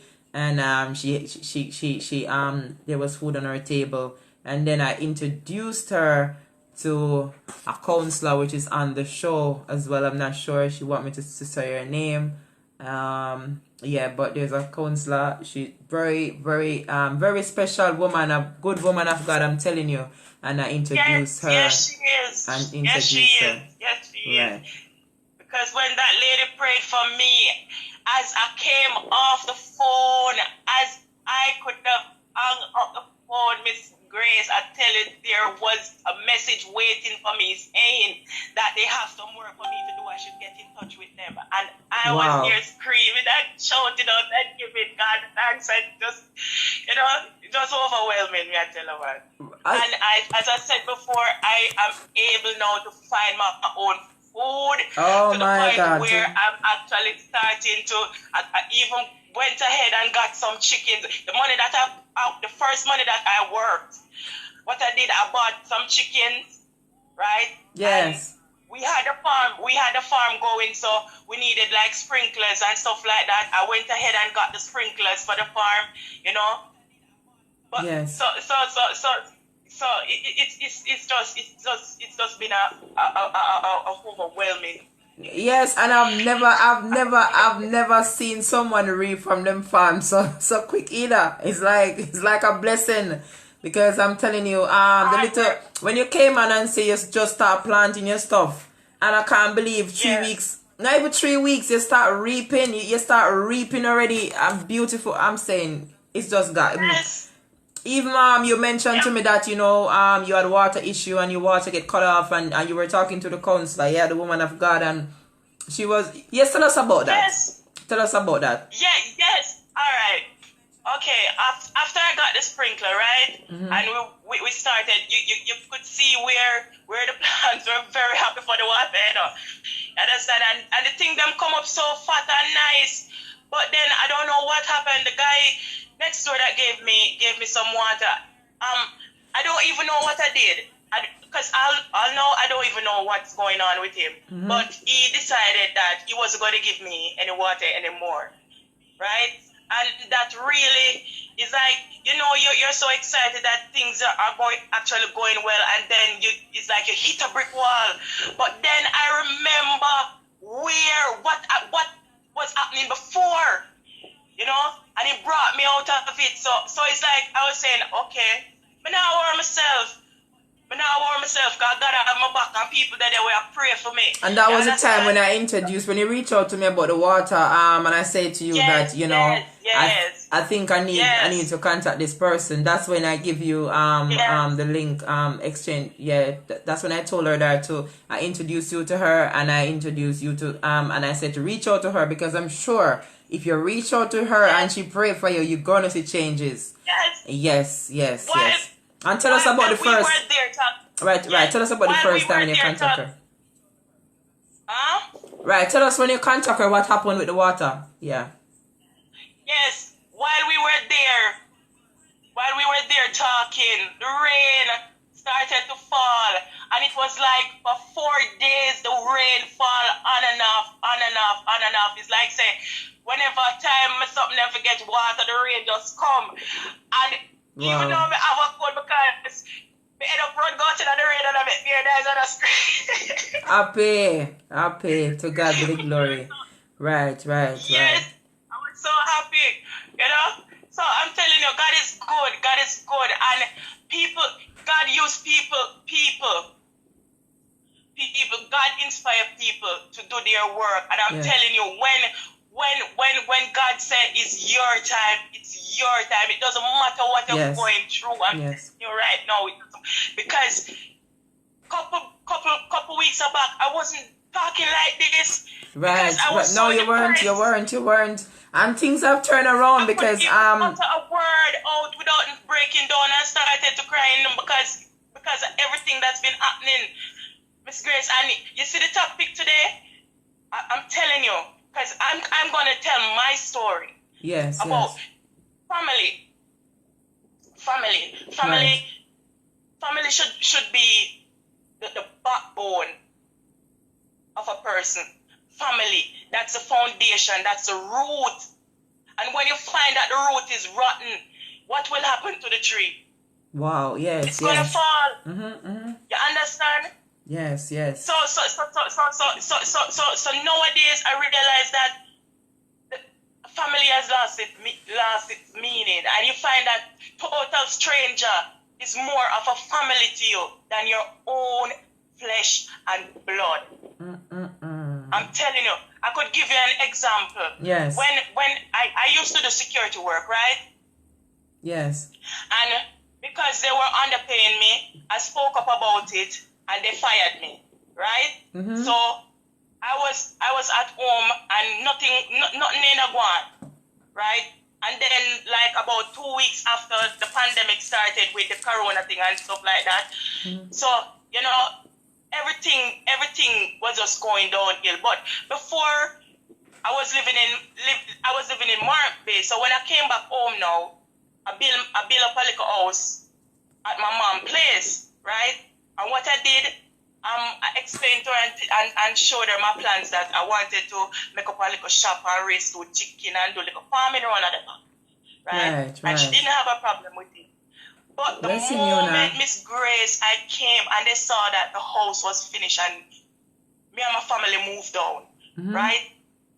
And it was time for me to make up the cook. That was the first thing that you see the side to show that these people didn't want me to move forward. They started to say, me can't make up no fall cook because my mother I'm raised chicken enough. Right? But they're saying that because she's raising chicken already, I can't raise chicken. I need to find something else and do. Now, Miss Grace, I have my family to feed, right? There's nothing going on. And the quickest way to turn something is either you're going to do a little farming or you raise two chicken. Yes. You understand? Because even out nearby where I live, they jerk chicken. They do like jerk chicken. A lot of jerk man out by the bay. So I was saying that when I raise a chicken, I could always look market there. You understand? Right. So I'm praying a way out how to feed my family. While they were praying me that it's like so them want to say then my mother raised chicken and my want to raise chicken, my red eye. But it shouldn't be that way. Wow, wow. It shouldn't have been that way. So it's like they fight me down, say I'm not to build, me not to build no cube in the yard. And furthermore, a house spot me get. And me thank God for the house spot when me get. You understand? Wow. And that's the reason why I was there, because I didn't know what to do. So you find that what eventually happened, everything that we had, we spent out buying food till we reached to the point where we couldn't even find food. You know? Yes. So there was a lot of breadfruit tree. So during that period when you couldn't find food, you never tried to, or you didn't try to reach out to the family for help, or you just like shut down and didn't bother to reach out. Listen, all right. Let me give you an example. When we started to pick the breadfruit, because it's like I eat for breakfast, I eat for lunch, I eat for dinner. Wow. You understand? My mom came to me and started to cuss. She can't get no breadfruit off her tree, how we have picked them off, and she want tar things them or whatever. So I said to her, mommy, I'm hungry, you know. And I mean, make your man hungry, and I mean, make your man hungry. And she not even take into consideration, say, I have her grandson with me, and he needs something to eat. Wow. You know? Wow. So that's the mentality that they have. So trust me, when I said this, blood mean nothing. And it's because it's a mother, that means you're not supposed to talk bad about your mother and whatever. No, from a person bad, them bad. You understand what I say? I'm just sharing my own experience, you know. Yes, you're sharing your experience, right. Everything I did, every single thing I did, they fought me down with it. Right? And then now when I'm there now, I don't have any alternative but to pick the breadfruit. Wow. So we can't have something to eat. Them still have a problem with that, saying that we have to pick off them things and then can't get them things. I mean, I tell us about 8 to 9 breadfruit tree in the yard, you know, Miss Grace. Oh, really? 8 to 9? A whole heap of breadfruit and so then tell me no, Carla. So Carla, I'm not being funny. 8 to 9 breadfruit trees. So you was eating the breadfruit hard that your mom couldn't get enough of the breadfruit? No. That's why I'm saying that she directly had a problem with me. But growing up with her, you know, listen, I don't know my father. She didn't let me know my father. I don't even know his name. I know that his name is King because I got his last name. But to say his name is like Wilfred King or whatever, I don't know. Right. Understand. I don't know, you know. And when I used to ask about my dad, she shut me down. I'm a wicked man. I mean, I'm sorry because I'm ungrateful. Because she's the one there taking care of me and stuff like that. Listen, my mom went through a lot, right? Yeah. And she a town she sell to take care of the 4 of us. That I have 3 other siblings, right? Right. Mm-hmm. I'm the last one, right? Their father passed away when they were young, right? So she had to sell in the market at home, right? So me grew up I got a market with her. From me a baby, me in a box. She put me in a box beside her. And I sell till when time I start to over box and walk come out the box. Till me start to walk, find myself a walk, and I help her sell her load. I want Chuck usually pick you up at night time. You understand? After we done sell. So she got through a lot. She got through a lot with us. She said we got through school and we never got to bed hungry one night. Right. We never got to bed hungry one night. You understand? So I love my mother dearly. But parents, you see when parents know that they messed up, they don't want to bring themselves to the reality of saying that, okay, them do certain things where them shouldn't do. Because she beat the hell out of us. And because of what she was going through and the stress she was under, man, she would have killed her with lick. Wow. Lick is for everything. You understand? So, it's like I grew up with this fear. I love her, but I'm frightened for her. You understand? I know what you're I saying. love her, but my friend, yeah. And she. This Grace, oh my God, may I tell her. Wow. This lady, So this lady. so do you think that based on what she been through, you think that's why she act the way she act with you now, or? Yes, I believe that. Okay. I believe that. And the resentment that she have for me is based off of my father. But I'm saying, not because my father did your stuff, not because you had a rough time growing up, that mean you should inflict it on me. Okay. You know? And so because of my brother and sister, them get big and them gone. So me, I the only one with it left for foot. So me get everything. Oh, I was gonna ask you, do you think that you get a different treatment from the other kids, or the same treatment all our children got? No, I was different. Me get it extra. And the funny thing about it, you know, I'm dead stamp for her. Wow. I look exactly like her. Cause me growing up, them usually call me, says, she name Miss B, so them say, me a B mama. Oh, I look exactly like her. Okay. You know? But I don't know what went wrong. I don't know. Miss Grace, I don't know what really happened, but I'm telling you, sometimes family gets so caught up in like, because me not turn out to be a teacher, a lawyer, or a doctor, you know, it's like say, me not come out to nothing. Cause look how me work so hard for send you to school, and at the end of the day, you want come boy, you want come boy, cause I do my singing, right? Yes. Yeah, come boy, you want to be entertainer or whatever. Why you can't be like a sister? Why you can't be a teacher? Oh. Yeah? Why you can't be like a brother? You understand? Okay, I see where you're coming from now. I see where you're coming from.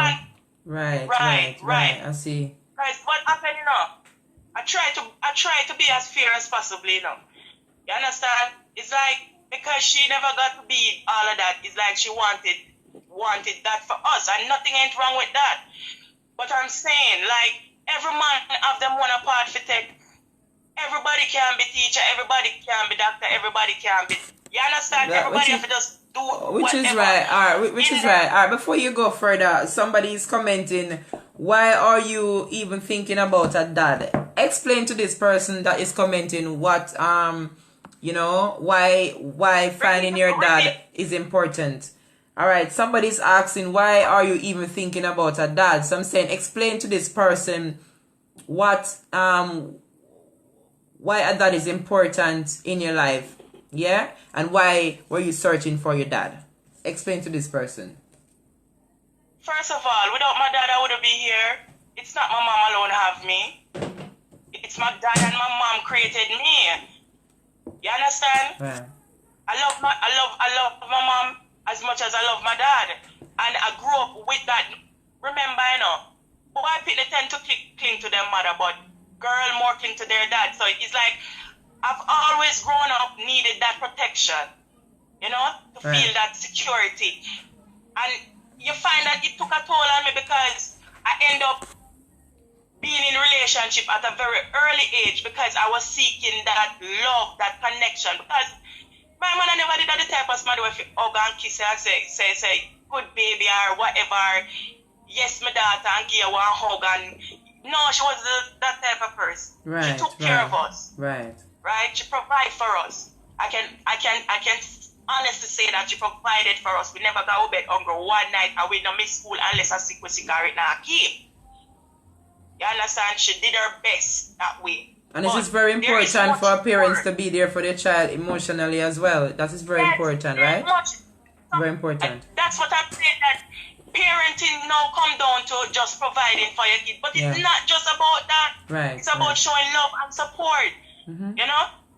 I'm being there for your child. And you as a parent must want the best for your child to even know that your child even excel more than even you. So, because remember, you know, whatever they achieve, you know, it's yours. Yes. Because which man on the face of the earth would want to give their mother everything their heart desire? Growing up that way in me, I want to be able to come and give my mother, because I see how my mother struggle and I see what she got through. I want to give her the world. I wish I could have taken the world and say, hey, mommy. You understand? But she can't see that. She just see me as a failure. Because I didn't turn out like my sister. I didn't turn out like my brother. You understand? So somewhere along it broke down. And my father, certain things that happened to me growing up, I know that if I had a dad, those things would have reached me. Right. If I had had a protector, someone that was there to let me know what a real man should be like, I would know exactly what to look for in a man. But I didn't know what to look for in a man. I was just looking for love, and with you have different type of love. Right, man will just love that's you. true. Right, I agree. Just sex, Man will just love you for just sex, right? Or them just love your personality, but at the end of the day, they're still lacking in other areas. You understand? And it's hard to find somebody when you yourself don't even know what you're looking for, what you really want, what is best for you. So I didn't know that at the time. I had to work through all of that because there was nobody there telling me that, okay, Tasha, you need to do this or whatever. There was nobody there. So just imagine me, as a young girl trying to figure it out on my own. Right. It wasn't easy. So a father is necessary just like a mother. You get me? Because without a dad, there would be me. Right, that is important in a child's life as well. Most definitely. Yeah. Yes, important. So that is just important to Blessing, Mass. Yes. Yes.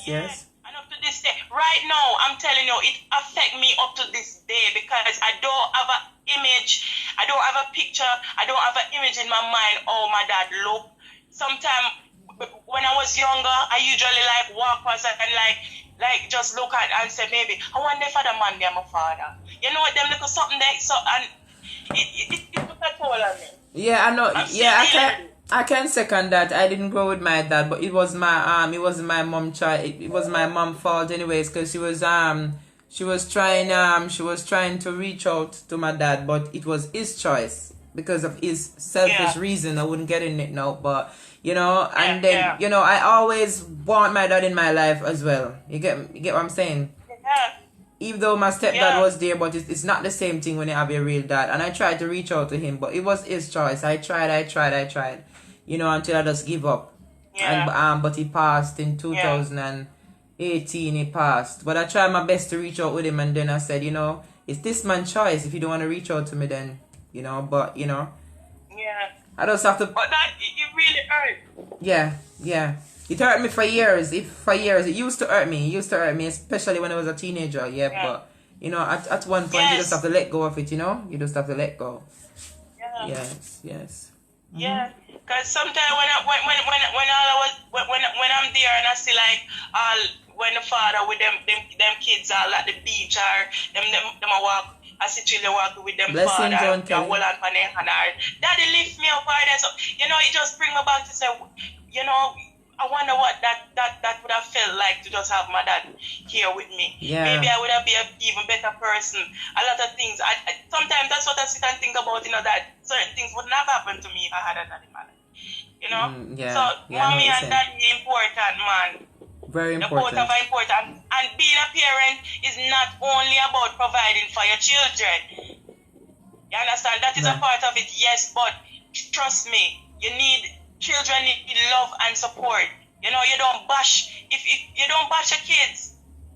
You don't bash your kids or because a kid make a mistake, you're gonna hold that against them for the rest of their life. And saying that you're gonna stamp them and say that them now come out to not the good. Parents need to be careful what they speak in their children's life because they are the one that cares on the hurt, If you as a mother going to tell your child that them now come out to nothing and them a dog and them a drunk, no, you understand? That's wrong. That's wrong. That's wrong. You understand? I remember one point, that this will stick with me when my mom look at me and tell me that you should have flushed me in a boots. Oh no! Wow. Me tell a man that coming like a dagger to my heart, and it's like me just couldn't understand why me do for deserve that. You understand? So you see, as parents, you have to be careful where you utter out to your mouth because if you every day saying that your child not going to come out to nothing, don't be surprised if him don't come out to nothing. Because you're the one that speak it into being, because words sound power, Words are power. Power in the tongue, man. Yes, true. So, yes. And if every day you're hearing your ear say, nah, become nothing, you're going to start to look in yourself now and start to doubt yourself. And for me personally, I suffered from low self-esteem because for me growing up it wasn't easy because me did suffer from the two main curse them. I'm fat, I'm a black. Wow. You understand? I'm fat, I'm a black, and it's like that. Kids. Sometimes kids can be harmful, man. I mean, I tell you so when me I go to school. So you see, I had a lot of things going on. Explain what that does to you when they call it all them names. Miss Girls, I had sleepless nights because remember, I was dealing with issues that I need my father in my life, and I wasn't able to have a relationship with my dad. I don't even know what him look like, so I was here battling with that. Yes. Plus, my mom wasn't the type of person that you could come and sit and reason with. You understand?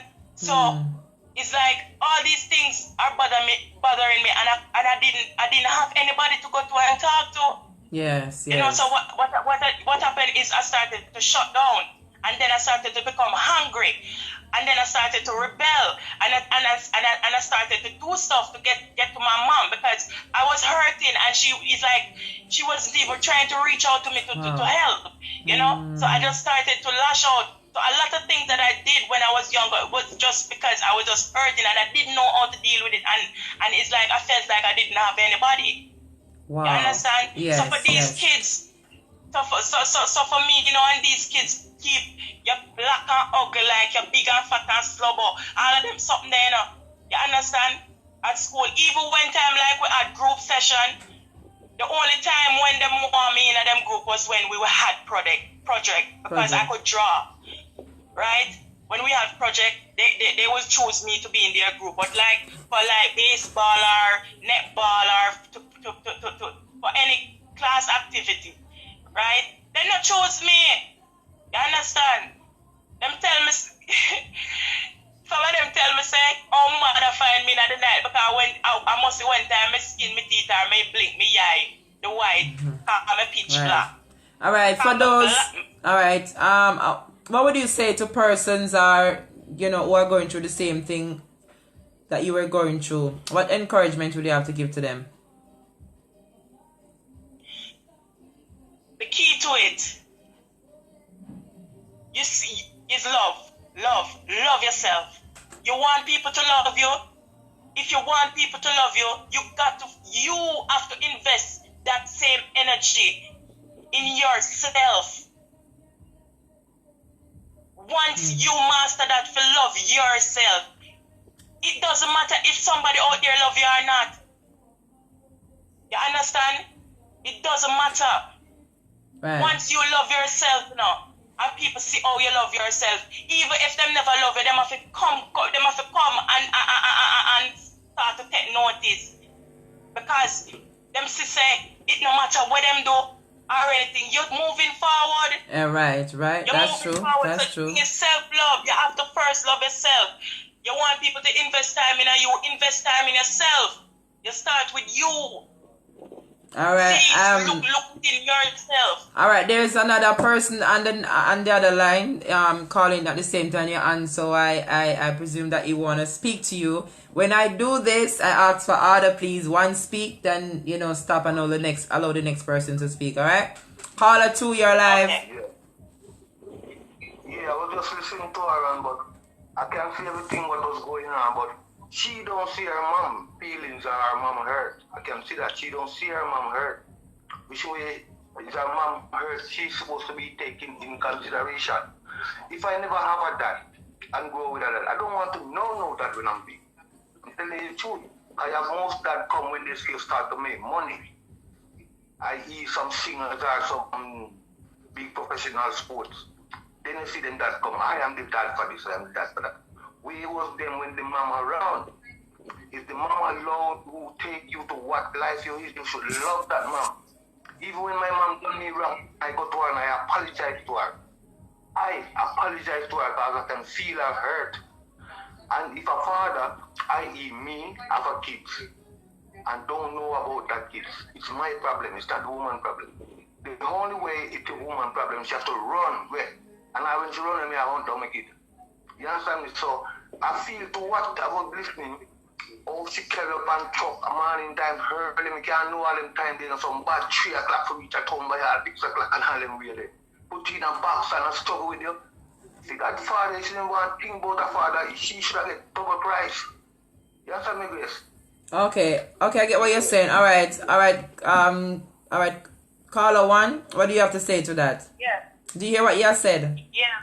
Okay, what you have to say to that? Urban.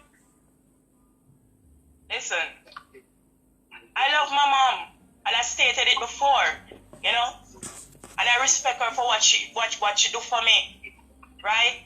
And even though at first with everything that was going on, I was as I said before, I grew angry, but by working through what I was going through, I realized a lot of things that she was going through a lot and didn't know how to deal with it, right? So I went and I apologized to my mom, you know. I went and asked her for her forgiveness, and I even said to her that I said to her, even if you can't forgive me now, I just want you to think about it. You understand? Because I can't repair her for what she do for me. I can never repair her for what she do for me. But at the end of the day, she can't hold whatever happened between her and my dad against me. And nothing ain't wrong if I love my mom. Right, I want to know my dad. Right. All right, caller 2, what you saying? What you saying, caller 2? I say that hurt. I would try to make her happy with that hurt, man. I can see she hurt when she's so much. No, but let me butt in. If you don't understand what's going on, you won't. If you listen to the caller 1 properly, how are you going to help to fix the situation if you don't understand yourself? Just say over a period of time, she realized that her mom actually had a hard time, and because of what she'd been through, she realized that that's the way. It's a result of how her mother treats her because of what her mom has been through. If you listen to what she's saying. You understand? So she wouldn't know why the mom is treating her like that. But after a period of time, she even asked forgiveness. She let go of the 8. You get what I'm saying? Yeah. So you're saying that she's wrong because she wants to know who her dad is. Why you think she's wrong? She wants to know who her dad is. No, I don't think no that's supposed to come in there. No, that's not supposed to come in there. Cause I know now, around my age and my time now, I see lots of kids.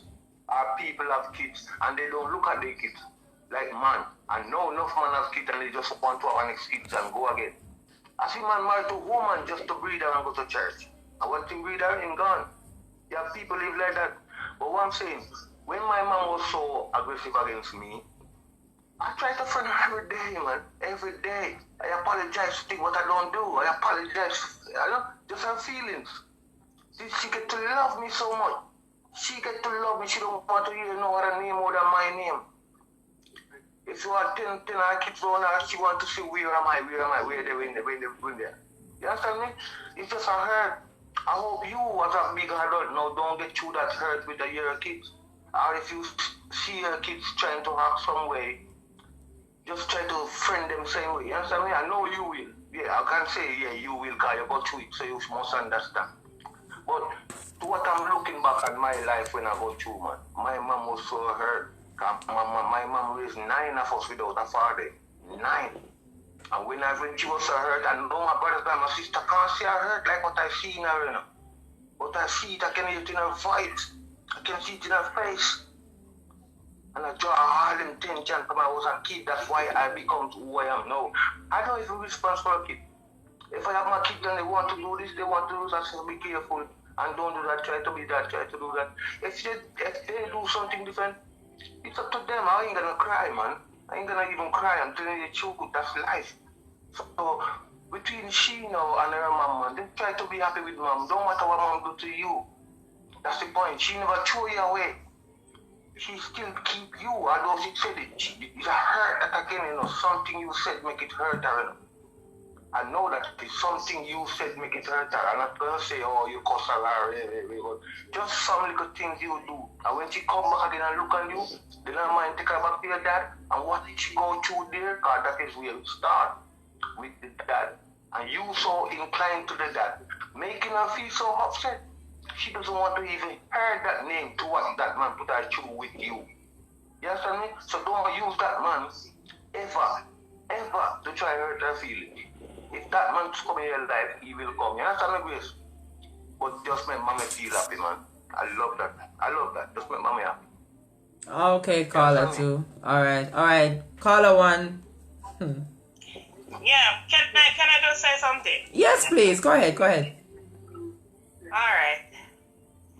Me asking about my dad, you know.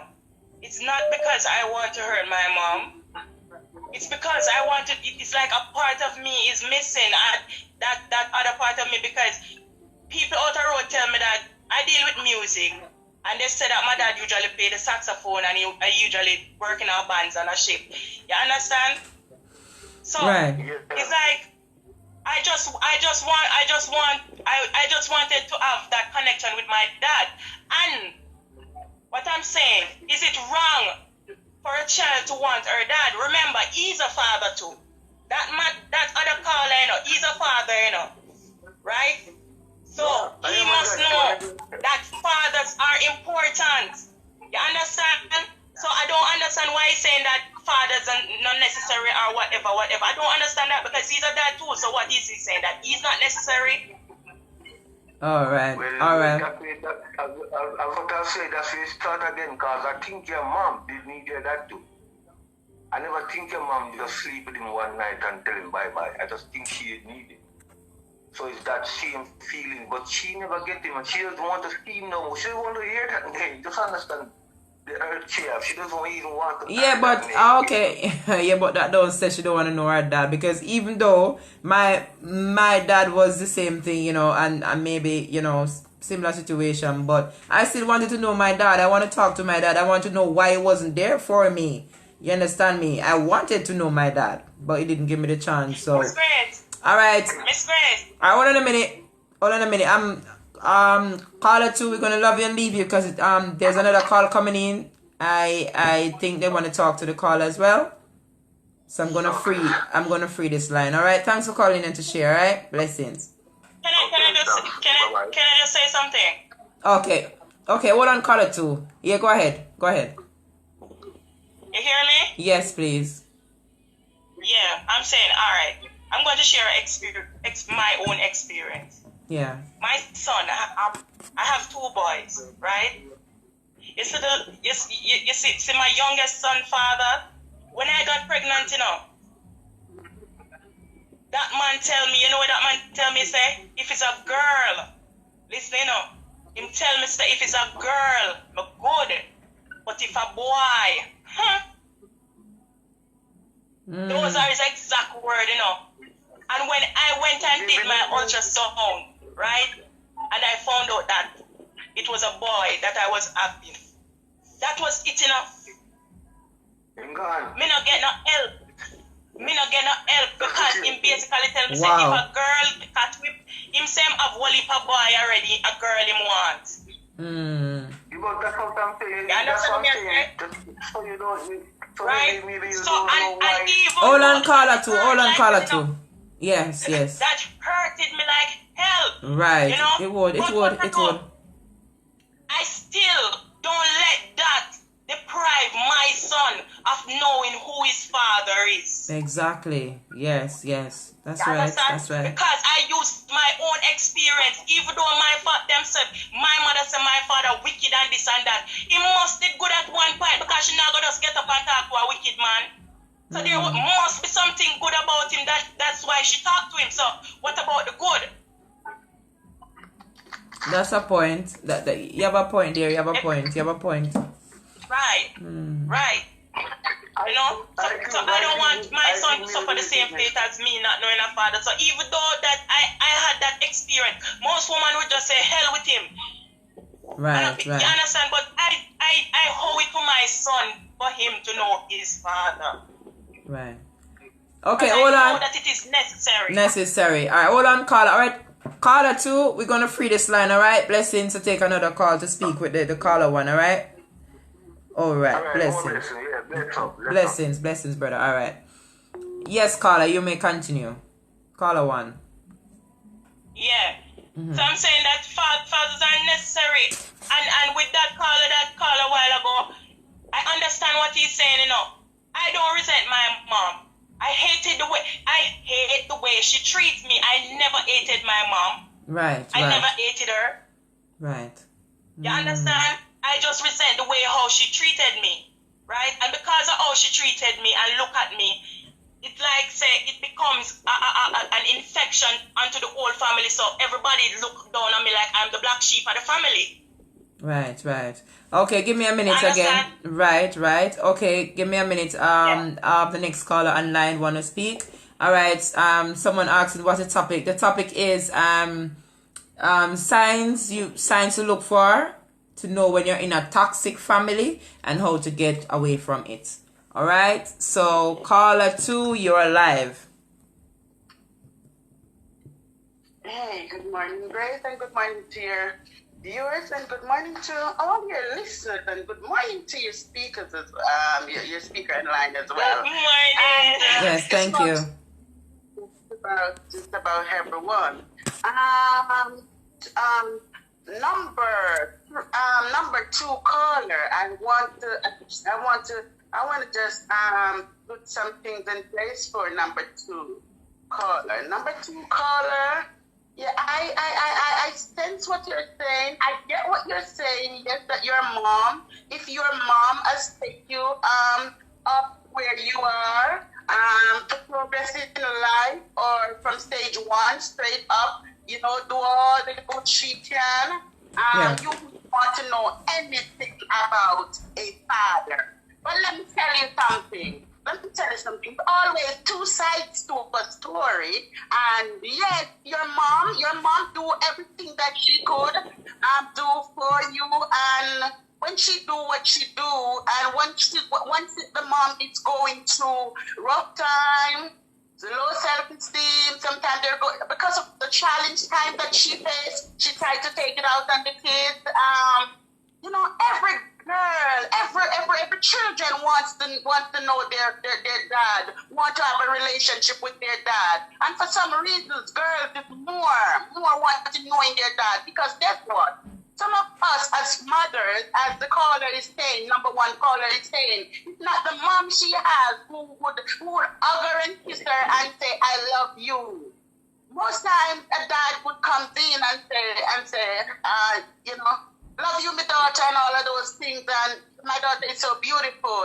Sometimes because the mom has so much things to deal with, so much about the raise, she doesn't have the time to go through all of that. But I take time out to tell my daughter, look into the mirror, you're beautiful, and you have to tell your kids that you love them, because if you don't tell them that you love them, as caller 1 says, she was looking for that love. So whenever she goes there and somebody else tell her a different type of love again, that a man look at her now and tell her, you're so beautiful, I love you. That's time to activate on her, that act on her. It becomes real when it shouldn't become real, but because our children are locking up love, they're searching for love, and they couldn't find no love in the home. So even though that mother was there, responsible, trying to let her not go into her bed without dinner, but still grow up, telling her the words, telling her you're not going to become to anything, you know, abusing her. You have to call it, it's abuse. It's abuse in any case. Because the dad is locked in the home, you take it out on the kids. And when she said, Mom, I want to know my dad, and she's going to say, you're ungrateful, you're to your dad. It's not right, because some of us as parents, we kill our children's future because some of us don't want our children to know their dad. We don't want them to go around their dad. When they start to growing, we should sit them down, explain to them, no matter how rough it is, we got to it's got to reach a point where we got to tell them as it is. We got to tell them some things, man. Tell them what it is and what it was and how it feels now, and the rough times I'm going through at the same time. But you can't just lock them away from their dad, and if they open their mouth, as the caller says, as she opened her mouth, you know, there was nothing good to say. She don't even know her dad. Every man she sees, she's wondering, is this my dad? Is this my dad? Wonder how my dad look. Yes, it's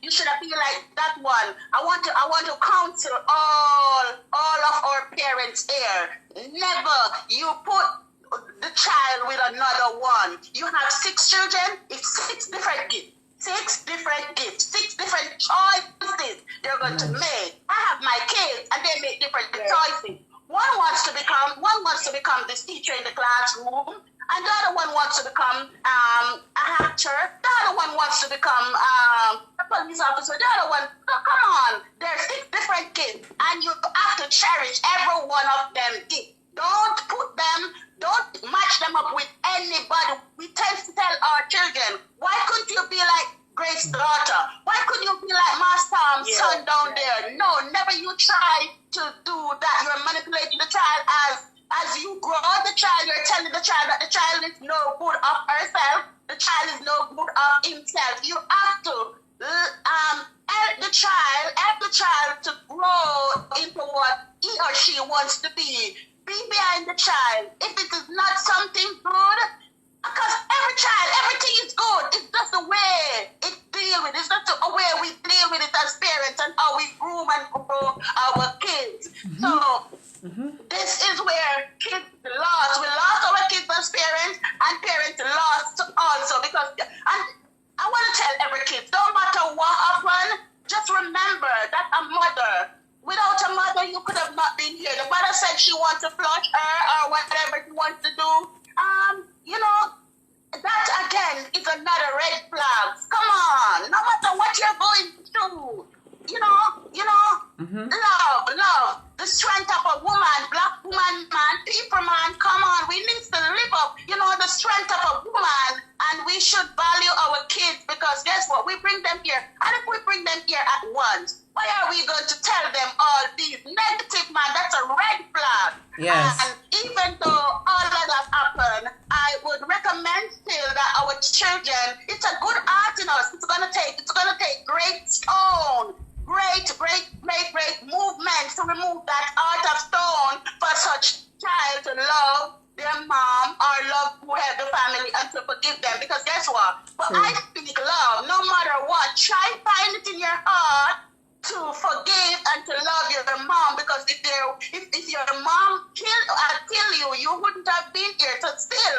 find a place in your heart to love her. I did not know my dad when I was much smaller. I always hear about him. I never hear that he used to send anything for me, but I was around my grandparents and not even my mom, because my mom was away from me, but I grew up with my grandma and my granddad, and my mom would always come on a weekend because she was working then. So it's her mother and her father I grew up with until age 12. When age 12, I went to live with my dad and his wife. And indeed, he was a good dad. He was a good dad. Yes, he, from that stage up until adult stage, he took me from. And I never hear my mom or my grandparents complain about my dad was bad, and I never hear my dad when I go to live with my dad. My dad did not complain much, but what he said he was working with my granddad and my grandma, and he got my mom pregnant. However, it wasn't a steady home for him to live, so he was to go back to his residence. So he said he wasn't married to her, but he was just a young guy, and she was just they were young people, and all of this happened, and they were not mature enough to deal with the whole situation. However, what he did was go back to his home, but he knows that he has a daughter, and he always, from time to time, called to find out. I don't know if he sent anything, because I never queried that part. I never get that part. But then the fact that he said he called to find out how I was doing and all of that. So when age 12, when I see him, I still get to love a father. I listen to what he says, and I listen to what my other parents said, and that was about it. He was a good dad because he tried to live up to his responsibility as he takes me through life, and he says that, oh, this is what it was, and we don't want, and then after that he becomes the minister, he got saved and all of that. He put the worldly things, he put the worldly pleasure aside, and he moved on with his garden, and from there he explained to me, and I understand, and my mom said the same thing. So guess what? I don't have nothing bad to say about him. He was just a good father, and then he started to put what he never used to do. He put what he never used to do. He balanced all of that and started to do the right thing. He made up for everything, and he explained to me, and I understand. Caller, you got to understand where the caller is coming from. Yes. Because she's human. We're all human, and she will feel the same way. She wants to know her dad. She wants to know her dad, but she does not have the opportunity still to know her dad. But she is still alive and well, and I'm glad that she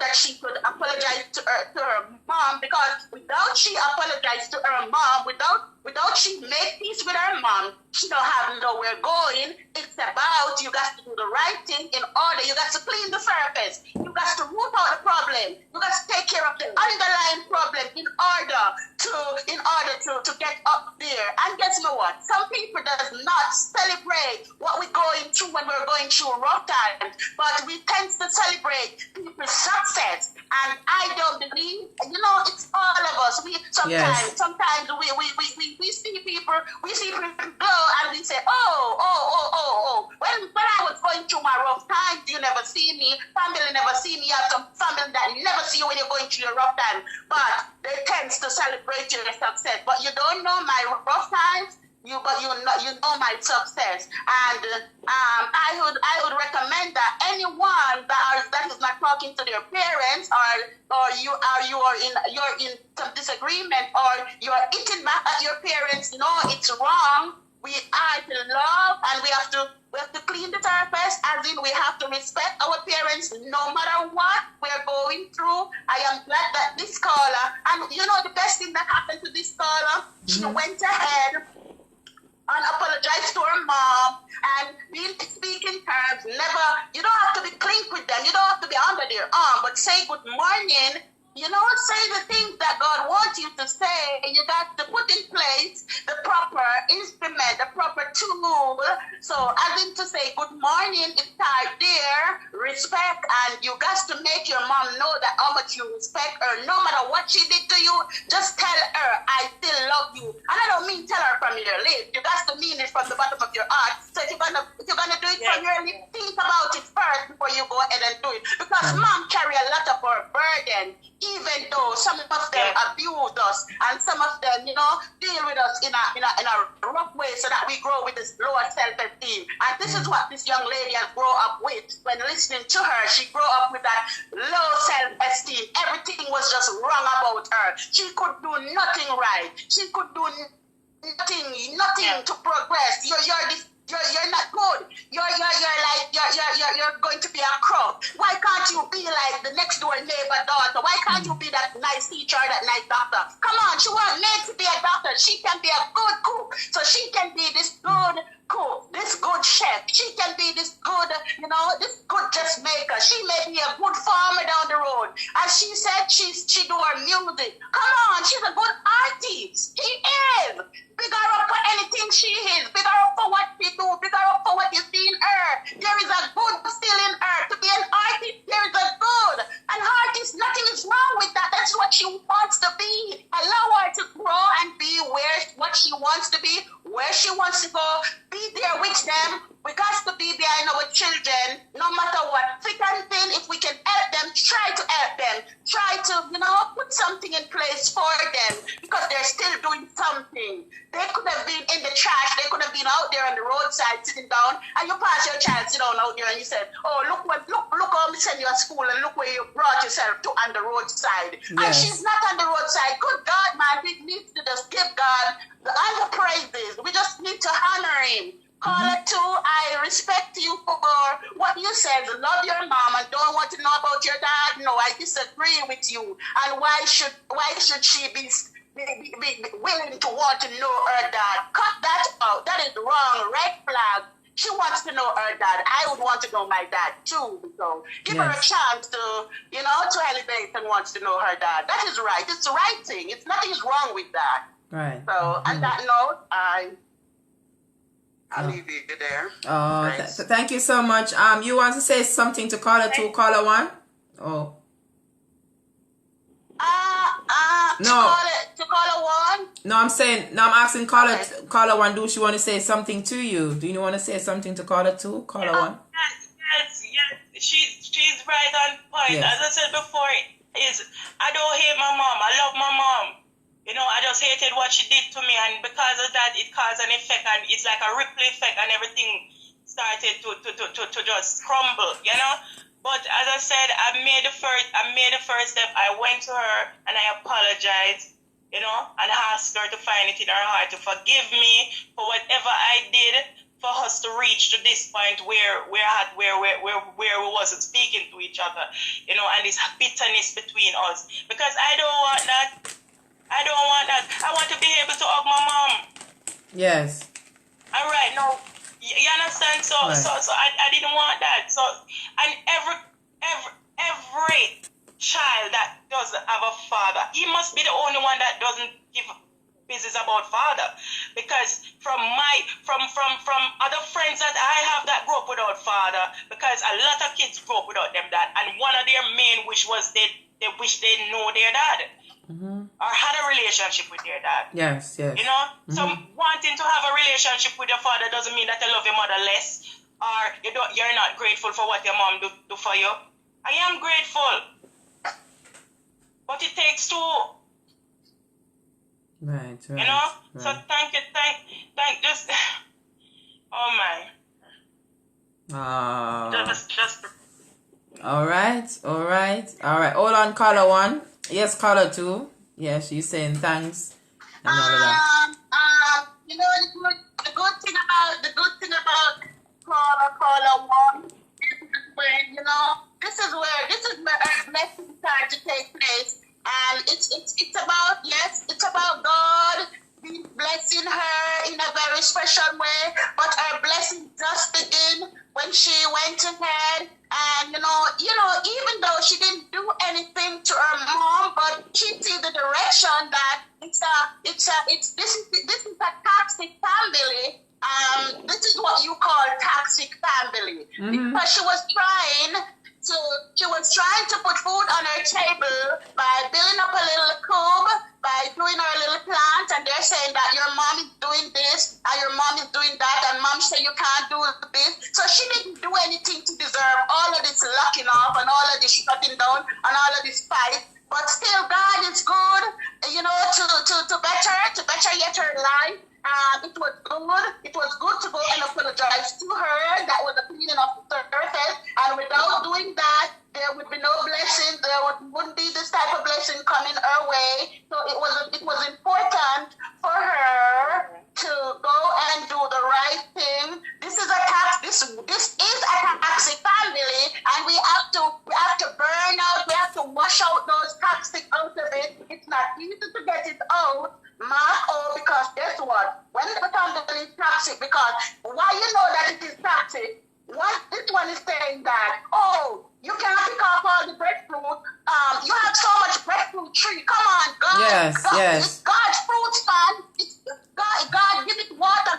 God bear these fruits. You never plant. Some of us never plant the breadfruit tree. They just grow up here. And even if we plant it, come on, man. When you do things like this, you stop the fruit from there, because this young lady don't have anything to eat, and she's satisfied with breadfruit going to her bed.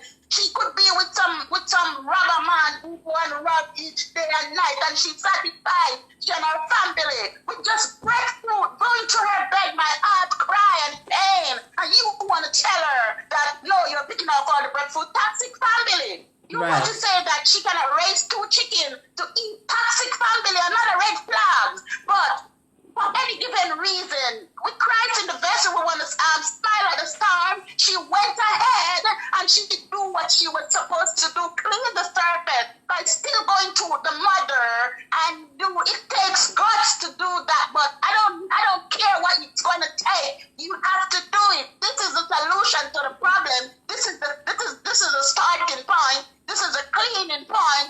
So you guys to go and do what is right, and she did just that. And her blessings begin to flow. Right. I want to give thanks for her blessings. And no matter what, I want to be there for her. I am applauding her, because guess what? It's yesterday her life was down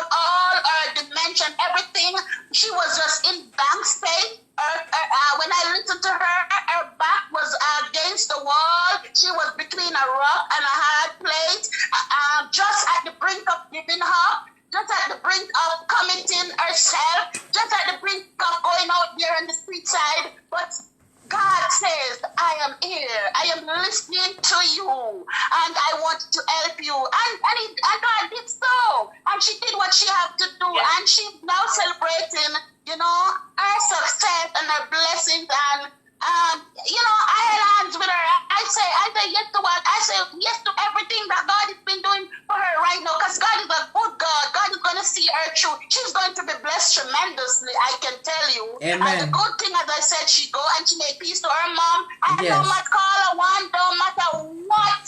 No matter what your mom call you after this, no matter what they say to you, he said to you, just still say, good morning, mom, I love you. Just continue to stay in that. So the good is going to conquer the bad, the evil. It's going to burn out the evil. Because when she's tired of saying, you are this or you are that or don't do this, don't do that. Just continue to bless her up. Just continue to say a word for her when you wake up in the morning. Say, thank you for my mom. And God, thank you for my mom. And tell her good morning. Continue to tell her good morning. Continue to be there for her. And if you ever hear that she's sick, please run to her rescue. Never leave her to suffer. Because I know what it is. I know how the stomach feels sometimes. It's hard to mount over that. But guess what? We got to ride out to respond. In times like this, we need a savior. Amen. In times like this, we need our God. And if God be there for us, come on. We can be against us. We just got to be there for our parents, especially a mom. But a dad is very important. The Caller One, I love you, Caller One. Love you too. All right. Oh, beautiful, beautiful, beautiful. This is such a beautiful moment. Okay, Caller 2, thank you so much. Blessings. Thanks for calling in and to share. Appreciate. You must welcome, Grace. All right. Blessings. Anytime. All right. Yes, Caller 1. Go ahead. Oh, wow. Wow. Telling you. How you feel now? How are you feeling at this moment? I'm feeling good. I'm feeling good, Miss Grace. I'm feeling good. And I just, each day now, I look forward for a next one. Wow. Instead of me facing the day saying, Father God, what next? It's like, Father God, I can't wait to see what tomorrow going to be like, And I feel, since apologizing to her, yes, I feel much lighter. This burden that was, because it was weighing on me, because I'm saying that it's my mom and she met me there, so right now, and for me to just, we're not speaking, it was killing me. It was killing me, so I just feel like a burden has been lifted, and I know that gradually things are going to get better. I trust and believe in God. I know that things will be better, and I hope God soften her heart for her to just forgive me and let us move past this and just live, Yes, Good yes. man. Yes. So, wow, I agree. I'm just hoping for the best. I'm just hoping for the best. Yeah, man, things will change. You have done what you're supposed to do. Leave the rest to God. If it's sorted out, trust me. Yes, you have done what you're supposed to. And one more thing. Can I just make a suggestion to the program that you're doing? Yeah. What's that? What you could do. You had a program the other day, right? Talking about forgiveness. Right. Yes. That program that you did helped me to reflect on a lot of things, and I'm sure other people it reach and touch other people as well. Forgiveness. Yes. Forgiveness is very important. You have to forgive in order to receive forgiveness, because no man is perfect. You understand me? So it came to me, I just wanted to say that what you could do, you could have like you could have a feature on your program, like callers could call in and suggest what is it you could do to make the program more worldwide and you hear me? Yes, I'm hearing you. Go ahead, I'm hearing you loud and clear. Yeah. You could have a program where the callers the Tuka family as well as the Teach and Learn family, because it's one in the same, So if they could just call in and just give an input as to what they can do to make the program much better, just make a suggestion, because we're all family in this. Right. Right. Yes, and it's an up movement, right? And I also suggest that what you could do too is just have like a little, you have a foundation, you have like foundation music as well as upcoming, because if it wasn't for the foundation music, we upcoming artists, you know, wouldn't be inspired to do what we do now. Right. You understand? So we all have to pay tribute to the foundation.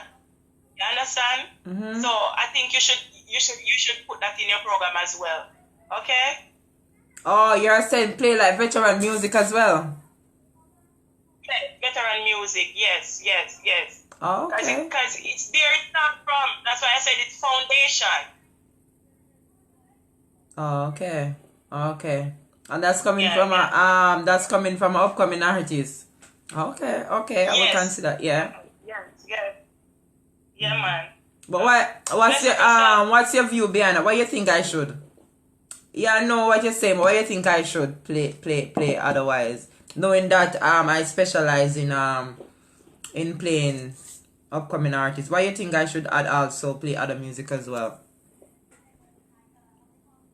I don't hear the last part of it. No, I'm saying to you, yeah. Why do you think that I should play other music, knowing that, you know, I specialize in playing upcoming artists? What are your views? Why you think? Yeah, I know they are the foundation, but why do you think I need to play other music as well? Yeah, because remember, you know, you have a lot of people supporting your program, and it's like you're there and you will vibe with the music and everything nice. So it's like sometimes people would want to request a song. So I don't know if you could even have a section then where they request a song and you play it. Or, yeah, I've got requests. I've got requests all the time on the show. Huh? No, I'm saying I've got during my live show, you always have somebody requesting a veteran music. Yeah, you have a point there, yeah. Yes, and remember, you know, I'm one of your biggest fans because I started watching you from your very first show. Right? Yeah, yes. I remember. You understand? So we have to move as a team, and everybody's selection is different. You understand? And music is a wide range. You understand me? And the phone keep breaking up. Okay, but I'm hearing you though. I'm hearing you. Yes, I'm hearing you. You're good at my end. Yeah. I'm saying music is a wide range, and it's all good. It's all good for us as upcoming artists to have this platform to showcase our talent. Because much people not doing it, because a lot of times when like you give a selector your tune or anything like that, because you're an unknown artist, they don't really play it. Some of them don't even listen to it. You understand? While some will listen to it and say, yeah man, it's bad, but them not playing it because your name is not out there.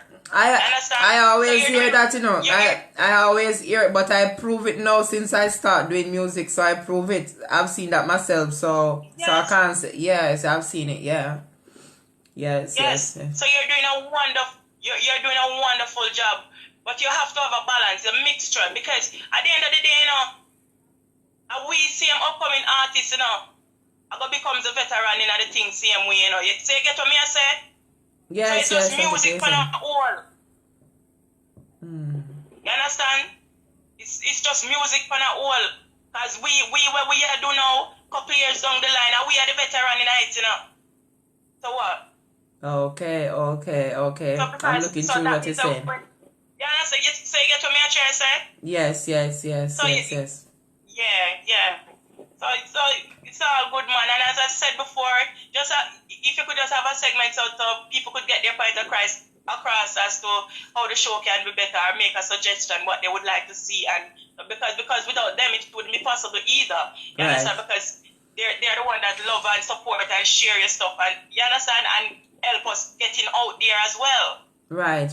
Yeah, that's true. That's true. So, yes. Yeah, man. And just keep doing the wonderful work that you're doing, my sister. More strength to you and power, man. You're doing a wonderful job. Thank you so much. And bless up to all of the callers.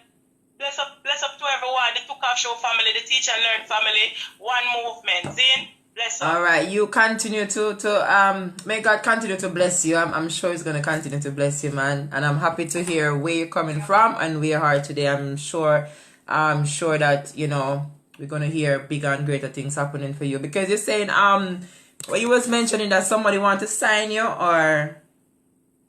Yes. I'm currently getting calls about working with record labels. Yes. But, you know, at time you just have to take your time and work through certain things. And that link was was made through the Tukov show as well, right? That link was made through the Tukov show. Yes, it was. Country Pain Records. Yes, man. Right. Big up. Big up my brother, man. Me I tell you, say him take me in like me. I'm one sister. Me I tell you, and wow. him. He's a good person. Trust me. And yes. and that's what I'm saying. That your show that you're doing is changing life. It's true. You're changing life, Miss Grace. Trust me. So now watch a little Eden, then we come more time and try to come up by your remember me tell you, it's because you're doing a wonderful work. Yes. And yes. we upcoming artists love you like a cook food. You understand? Because you're doing a wonderful thing for us. I'm DJs that in my era, a lot of DJs are living in my era that have never played one of my songs. Wow, and you are an amazing artist, I must say. Yes, thank you. Some of your tracks, I will play it for. And it made me look into myself and say, no man, I saw the thing forgot. So I'm telling you, a king never get a crown in my own town, you know. True. Mm-hmm. It's up until when you go out there and they see other people. I see the reaction that other people have towards you. That's the time when they say, then, wait, I saw him move, what? And I saw them start to come now and we want play your song or do something for you or whatever. You know what I mean? But as me say, foundation is key. Foundation. The root. Right. The root of the thing. You understand? Right. Yeah, man. I would definitely take that in consideration. Thank you so much. I'm sure you mean Grace well. Yes. Yes, man. Right, yeah, man. right. Everything nice, man. I tell you. All right. Bless you. Right, and thanks for calling in. Enjoy the rest of your day now, all right? Bless you. Yes, all right. You. All right. Bless you. All right. Bye-bye. Wow. Beautiful. I tell you. Beautiful. Wow. We can just end the show now, innit? Beautiful. I'm telling you.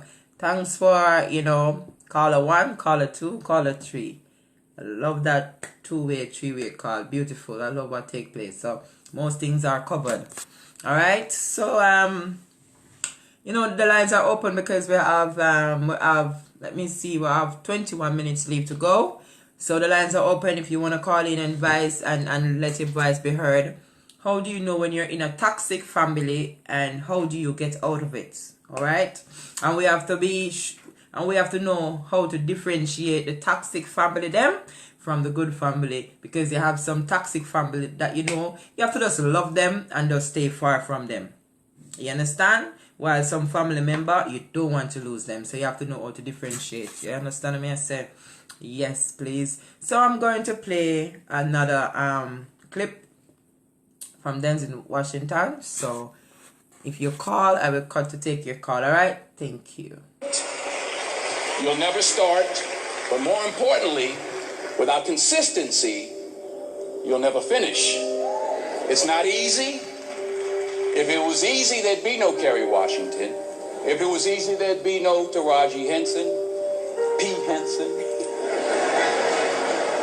If it were easy, there'd be no Octavia Spencer. But not only that, if it were easy, there'd be no Viola Davis. If it were easy, there'd be no Michael T. Williamson, no Stephen McKinley Henderson, no Russell Hornsby. If it were easy, there'd be no Denzel Washington. So, keep working, keep striving, never give up, fall down 7 times, get up 8. Ease is a greater threat to progress than hardship.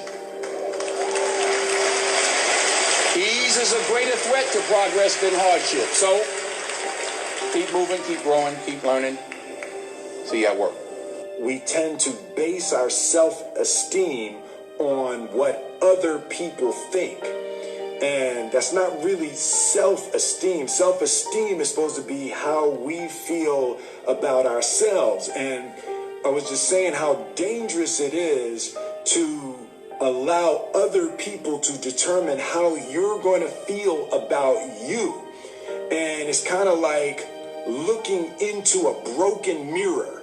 You're going to look in a broken mirror and then change your face to try to look good in this defiled, busted, broken mirror.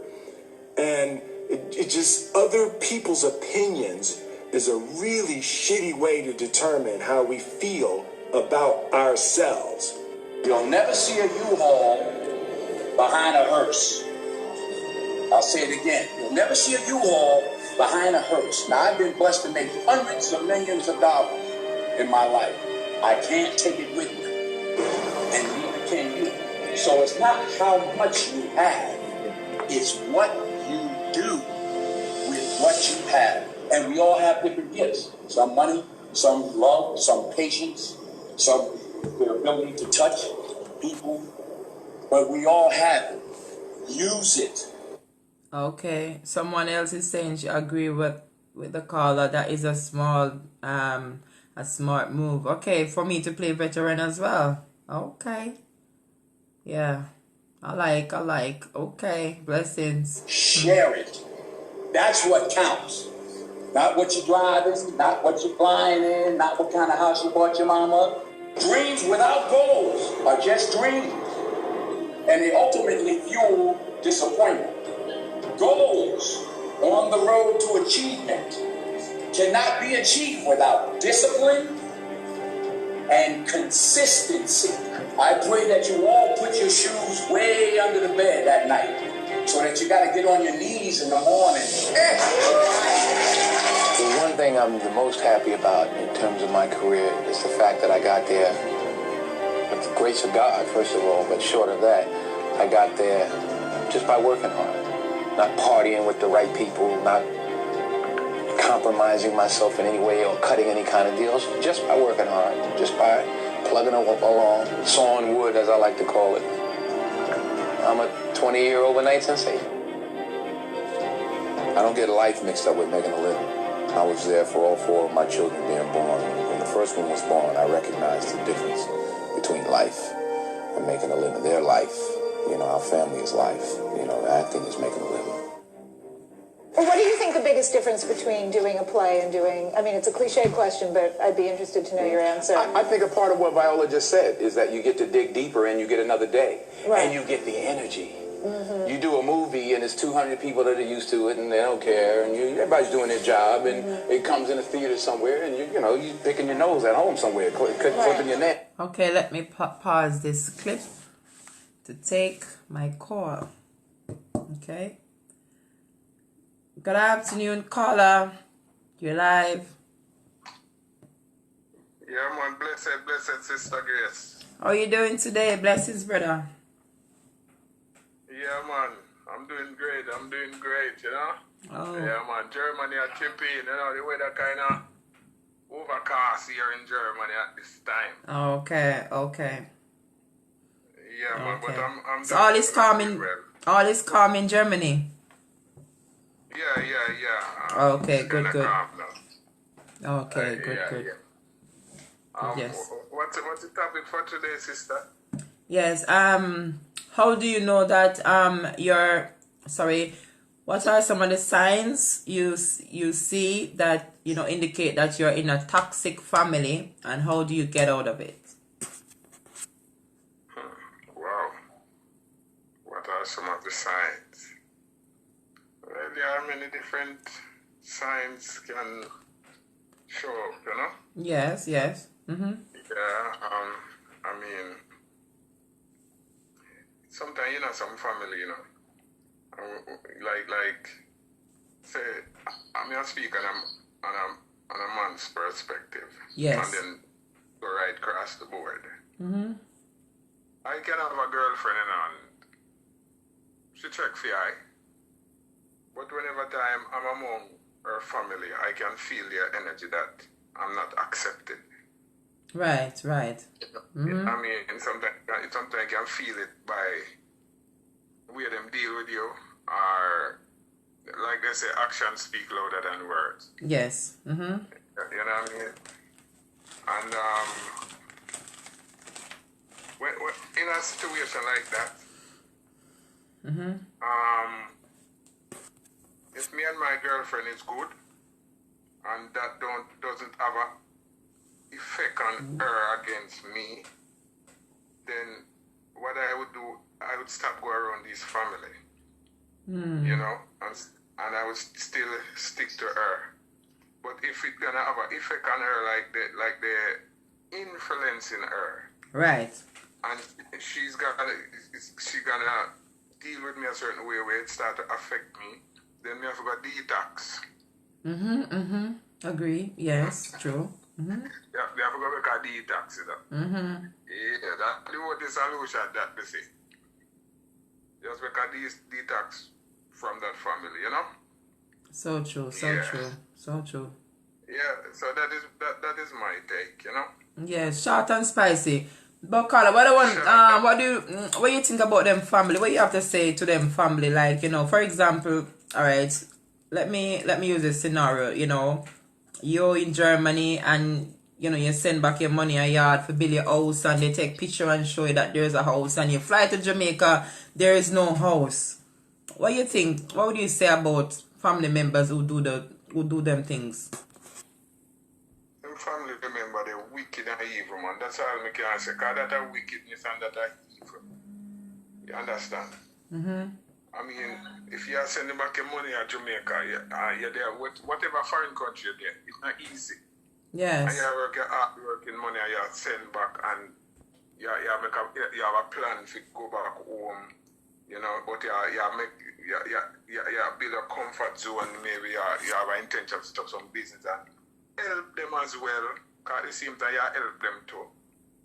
And them are going to take your money and do whatever they want, and I show you other people house from picture, say, house I go on. Boy, me I tell you, man. Toxic, innit? Wicked something that in a Rasta. Wicked scenario. Scenario. And it happened a lot, you know, it happened a lot. Yeah, because I have brethren that it happened to. And the thing is, you know, you see many people, when they do such things, they don't see it as evil and wicked, you know.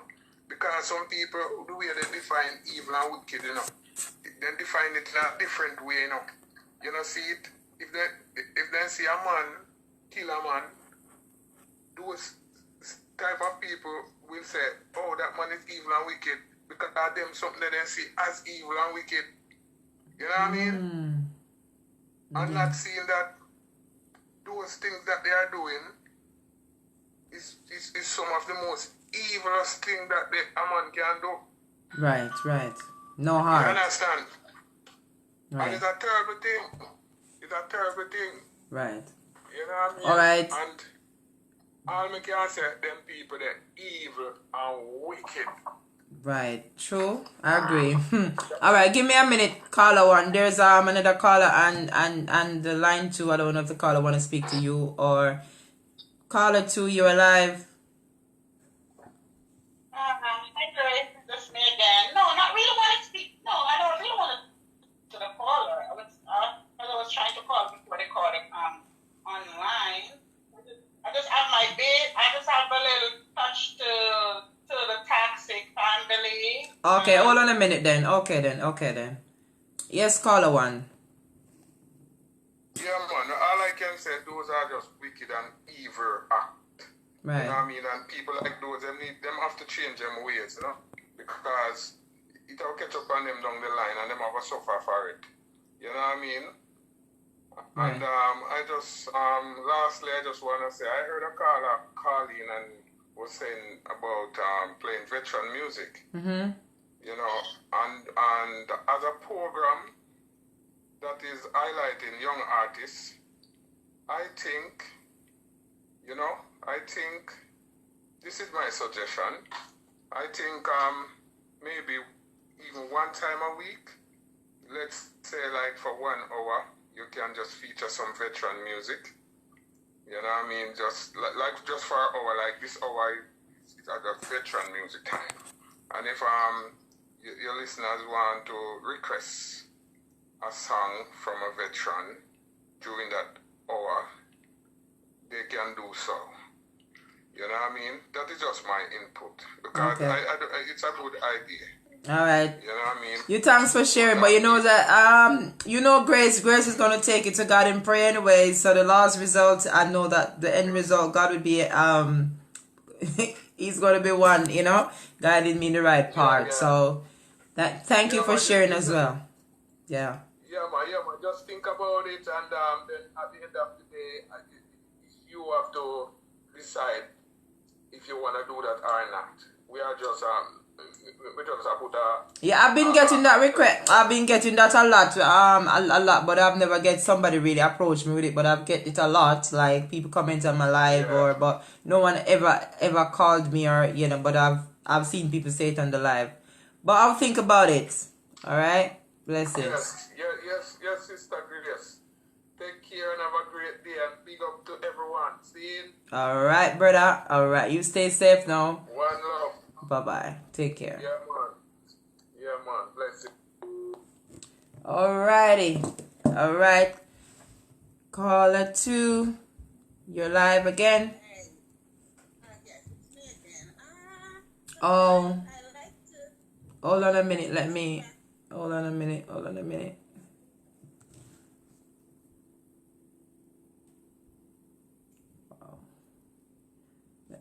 Yes, go ahead now. Sometimes I just like to, listen to the people, listen to their voice. People have different opinion, and we want to know how much people are growing, how much people are know what is happening, and know when it's a red flag. I want to say, if people watch this program and watch the direction in which this program is going, it's in the right direction. The topic comes topic by topic, and it comes with the second portion. All right, this toxic family, and remember you had a program about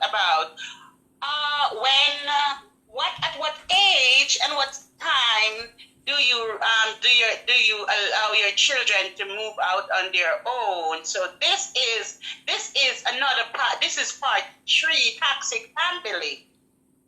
I want to say that it's toxic family can be anywhere in the family. It can be with your family. It can be with your spouse family. Mm-hmm. It can be with your children. So that's family on a whole, because toxic it can be the children can be very toxic. For example, that's why we said that after the child comes of age, after the child reaches certain age, don't keep the children in the home, because that can be a very toxic family. Because children are very changeable. Our children changeable. It's going to be toxic in the home. As I said, 9 out of 10. From 0 to 10. 9 out of 10, at times it's toxic, and we don't want that to happen. That's why we want to let them go grow on their own, let them go out there and fend for themselves, let them strive on their own. Family member, as in parents, can be very toxic. Sometimes the woman you left, the man left can be very toxic. The man that a woman was with and left can be very toxic. So it's about 4-way there. It's about your family. As in parents, family relation, it's your children is the second half of family. It's about the man you left or the man that woman left. So it's a wide variety of toxic, and toxic can come from anywhere. Let me speak and sometimes the kids try to manipulate some parents, and that is very toxic.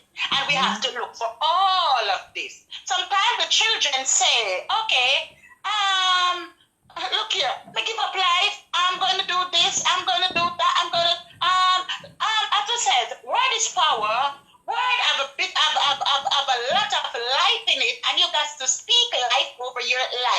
some children think that, okay, my mom not spending time with me, my mom not giving me anything, my mom not cooking for me again. No, your mom not cooking for you again because you come of age. You're living on your own now. Go fence for your own.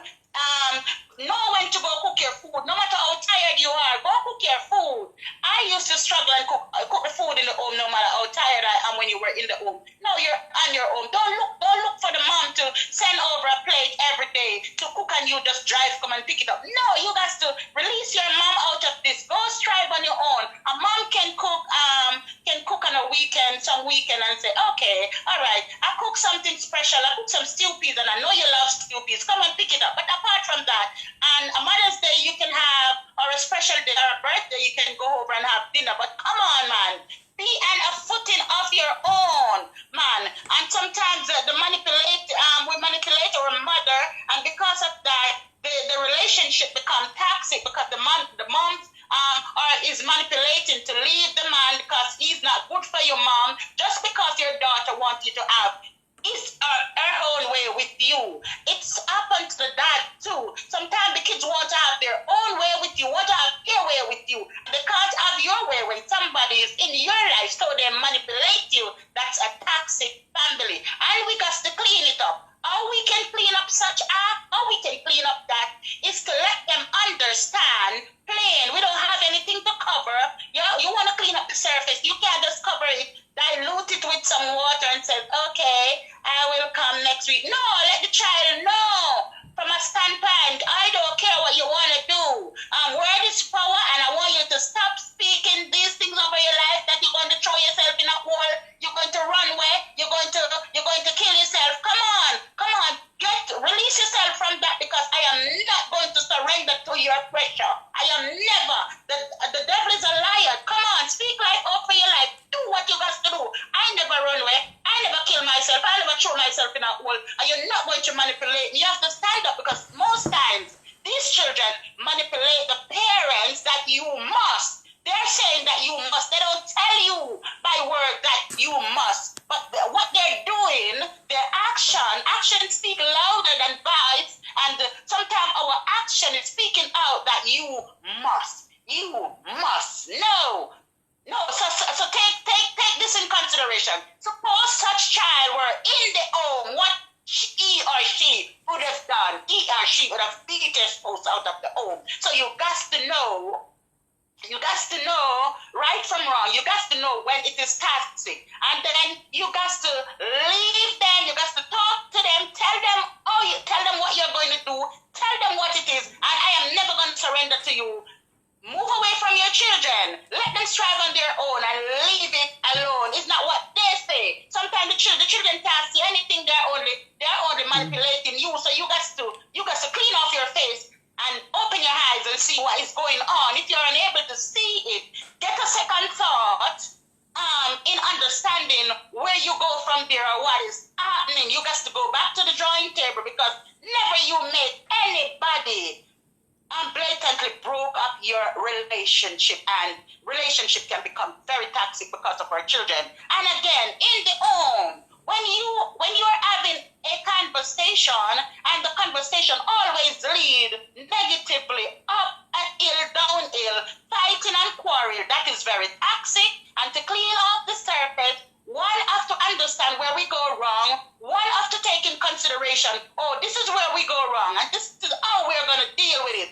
Parents, we got to sit down at the drawing table and we got to work it out, and whatever is causing the animosity, this uphill, downhill, we got to solve it, because sometimes, as we said, it sometimes can be from parents, sometimes it's from our past relationship, sometimes it's from the past woman and what the past woman is doing to the kids, to do to the mother, to do to the dad. It makes your next relationship becomes a living hell, toxic, and there is nothing. And when people are manipulating you, whatever you say, it always have a U-turn, because one jogging it here and the other one jog it there. Well, nobody's perfect. We do have problems. I am not perfect. Even last night I was saying to my husband, when I met him, I said to him, if you are looking a perfect wife, I am not the person. And if I am looking a perfect husband, I know that you are never the person. So if I want somebody perfect, I better go to Jesus. I was just saying, reminded him last night, after that, we do a fault, and we do make mistakes. When you have kids in the home and they're young kids that they live in your home, when there is a disagreement, when the child does something and it is not your child, you have to know how to deal with it. Swallow your spit, squeeze your big toe, count to 10, and calm down and deal with it from a standpoint. Because sometimes we're so blatantly in a hurry because it's not our child, our children. Sometimes we lost temper. We are down to zero tolerance, and we take it out of context, and we handle the situation in a very mucky way. No, we got to take time out to count to 10 and know how we deal with it, because God deals with us in a special way. And if He was to deal with us, the way we weren't supposed to be deal with, or we are to deal with, we wouldn't be here today, because most of us, oh God, we made some serious mistakes, and God takes time out, to deal with us and to change and to change us around. So we got to do the same thing. When you have disagreement in the house, for God's sake, shut your door. Shut your door. Turn maybe your radio up a little bit high. Both of you sit down and work it out in order not to get the children toxic too, because we can get them toxic.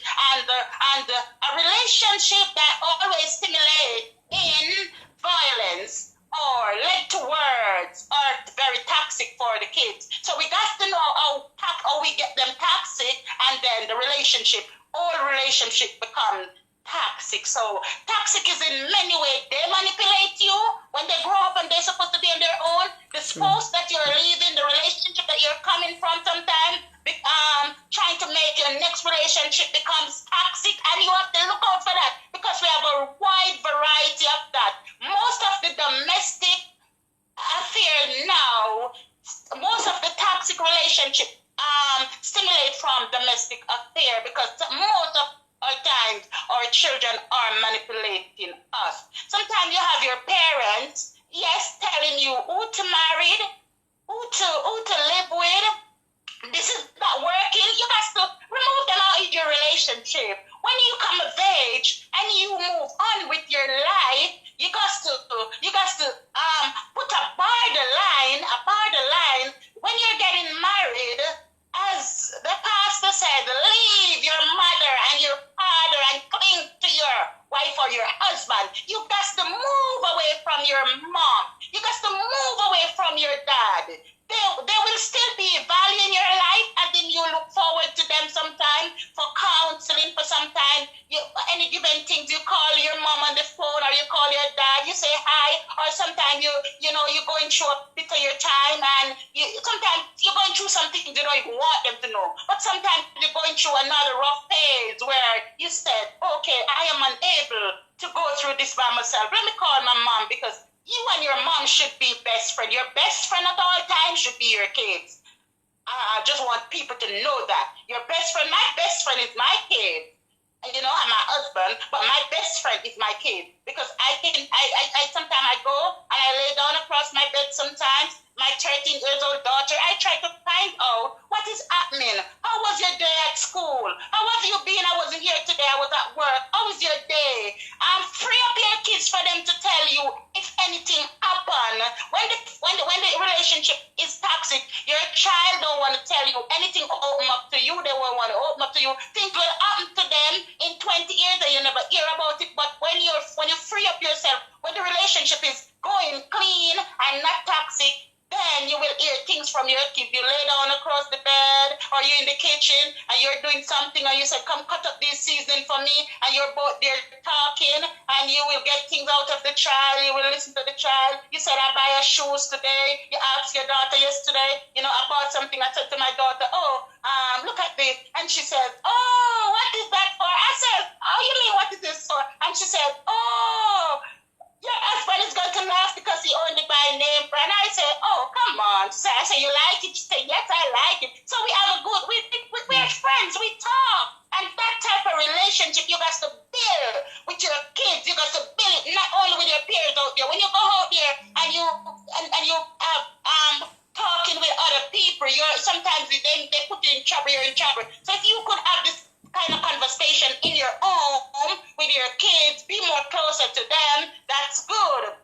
And as I says, sometimes so you got to draw a line with your parents. Don't let them in your relationship. Don't let them in your everyday movement in your relationship. Don't let the mommy have to come to your house every day to see how much money the man give you, how much this, because sometimes the family are jealous, and when they see your husband or the man taking good care of you, or their daughter being doing about the same thing, they're jealous and they want to break. Some of them want to break up the relationship, in which they should be glad and happy for you to be elevating, but sometimes there is not that type of spirit. Their spirit is very toxic, so your relationship becomes toxic. Sometimes it's the mother-in-law or the sister-in-law that come and they say, this is what my brother is doing for his wife or his girlfriend, and boy, I have a man, and that man treat me so bad. Boy, I wish if I had a man like my brother is treating his girlfriend. Come on, those people can get your relationship toxic because their mind is becoming toxic. You have to have a clear mind. I don't know from which angle God made me. I don't know the type of spirit I have. I don't know how much I love people. I don't know why, but God made me this way. God has changed my whole life. And before I let somebody's relationship or somebody's life become a living hell toxic, I close my mouth. I don't say anything. I go kneel down on my knee and ask God to change me.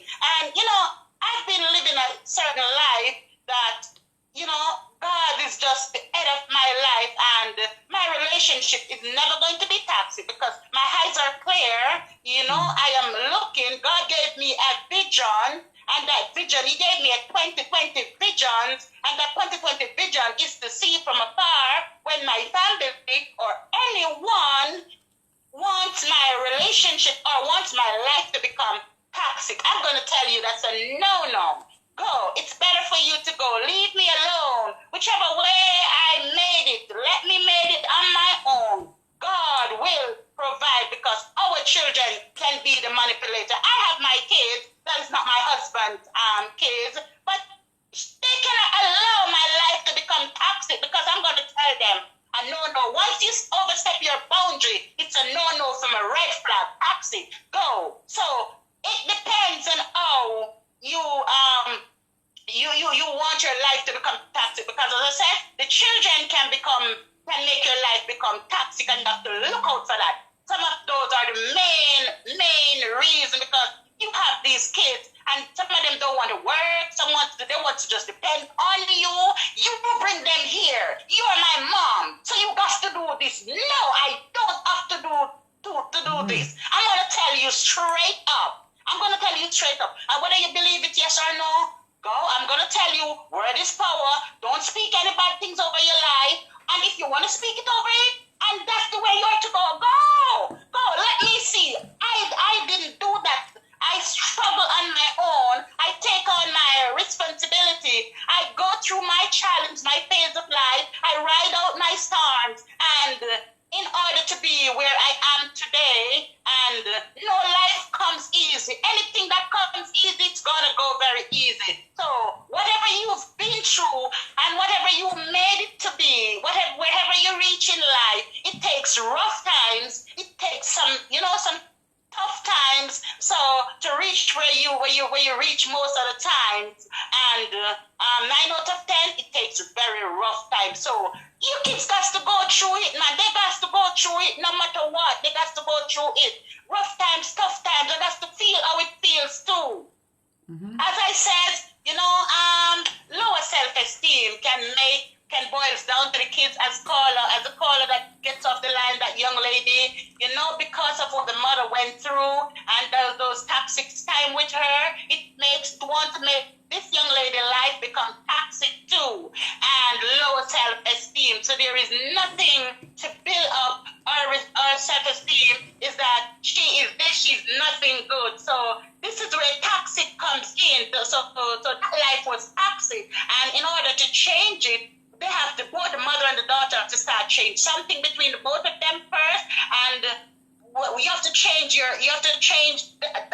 attitude of how you go about passing each other, how you go about talking to each other. And when you change that, it's from step to step, stage one. So when they change that, they move to another phase. So with your kids, you just got to tell them what it is. Go raise your child. It's your responsibility. Do what it is. You can ask me for some tips, or sometimes something you can ask me, Daddy, what you think about this? And I say, okay, Samantha, I think that you tell me your point of view, what you're going through, and you tell me how you're struggling then, and Daddy, do you think I should deal with that because I have work to go? Do you think I should take the baby to preach, or we have a family member? Or Daddy, I don't have much money, but I want to economize. I want to deal with this money wisely. When I'm gonna get paid monthly, and I supposed to pay the preach bill, maybe every 2 weeks, but I get paid monthly. Daddy, how do I deal with this? Daddy, your mommy will tell you, okay, this is it. You got to go in when you speak to those people. Tell them when you get paid and find out what they can do, because you get paid at that time. They tell you that we collect the preach bill monthly, and you get paid. They call it the preach bill every 2 weeks. You get paid monthly. Just don't resolve to the situation that you cannot pay monthly. You can't speak for the people. You got to go into them, sit down, and tell them when I get paid, how does my salary come in to me? So they have people on their list who they put monthly and who pay every 2 weeks. But they don't know your situation. Their rightful collection is every 2 weeks, and you get paid monthly. But when you go around and sit with them at the desk and tell them, my pay comes in monthly, this is how I get paid, they will work out your schedule. They will work out something for you to pay them monthly, instead of saying that, come on, mommy, you have to go sit down with me picnic, because guess what? The creature's collecting every 2 weeks. I get paid monthly, and I need to go here and I need to go. Come on, that's a no, mother. You have to stand up on your foot and say, no, absolutely no. This is toxic. You're trying to get my relationship, or get me toxic, and we don't want to get this thing toxic. We don't want this is to be a forced thing. We don't want this is to be a must thing. We want this to be worked out properly. So we have situations. We have to find a solution for the problem. Right. Until we find the solution for the problem, we're going to be toxic. I had a lot, but let me leave it there, because somebody else may need to talk. No, we're running out of time. Right. This is a program that I would like to elaborate on, but let me leave it there. Grace, take over. It's your time. All right, blessings, sister. Thanks for calling in and sharing with us. Teacher. All right, blessings.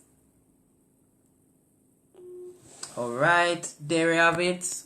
Right on time, because we are out of time. Yeah, it's that time when we have to love and leave for today until tomorrow is Wednesday, until Thursday. Right, tomorrow is Took Off show. Tomorrow is Took Off show, and Wednesday. Tomorrow is Thursday. All right, so Thursday, 11:30 UK time. All right, so someone say, I grew up without a father, and it wasn't a nice feeling. It was like an empty feeling in my spirit. I met my dad when I was in my 40s. Then he died years after. Wow. So sad. Sorry about that. Someone say, I stopped my eldest two from seeing their dad, but drugs and violence was involved. It didn't help, so I raised them 3 and 1 alone. All right, year old, right? Okay, now they are 26 and 23, both beautiful, happily balanced children. Congrats. You did a good job, mommy. All right. The only impossible journey is the one you never begin. Ah, so true, so true. So I'm going to bless you and love you and leave you and see you Thursday. Please to tell someone about the Teach and Learn, alright? Blessings. I'm going to love you and leave you for today. See you tomorrow to Carb Show. See you Thursday. Teach and Learn, alright? God bless. Continue to walk with people. Continue to do good. Do good, good follow you. Choose to do bad, then bad is going to follow you. Hold on a minute. Let me play this 1 minute thingy with George Floyd. It states George Floyd share an inspirational message. Yeah, I see it on YouTube. So hear what he has to say. Just 1 minute. Yeah, George Floyd. Let's see what you have to say. Interesting. Lost her son, man. Our young generation is clearly lost, man. Clearly lost, man. Like, I don't even know what to say no more, man. Like, you youngsters just going around, just busting guns in crowds, kids getting killed, you know, and it's clearly the generation after us, man, that's so lost, man. You know, man, I came back to Houston and the nigga told me, yeah, Floyd, that young nigga the truth, man, right there, because he could bust a gun. Man, I knew it was crazy then. A nigga my age saying this here, man. You know what I'm saying? And condoning this shit, bro. You know what I'm saying? And like half them young niggas shooting them guns go home and they knees shaking at night. But they don't show it to nobody because, you know, they ain't tough then. Hey, man, come on home, man. One day it's going to be you and God. You going up or you going down. You know what I'm saying? And just so. Oh, that's it. He's saying put down the gun, man. You kill them people in the day and you go home shaking. You're going to talk to God one day. From Mr. George Floyd, alright? Alright, he's saying put down the gun. Alright, put it down, else he's going to put you down. And you have to answer for every action. Alright, blessings to Dennis Rose, blessings to DJ Johnson, blessings to Dan Chef, blessings to Jason, blessings to Sister Shareem. Ken Sheffield, big up yourself. Alright, blessings to Nicole, blessings Ken Sims, Stanley, Positive B, bless up Tasha. Alright, Buddy, Yuna. Alright, that's who I'm seeing tuning in right now. Dan Chef, Mas. Alright, Larry. Okay, Jasper, Shakin Murray. Alright, blessing.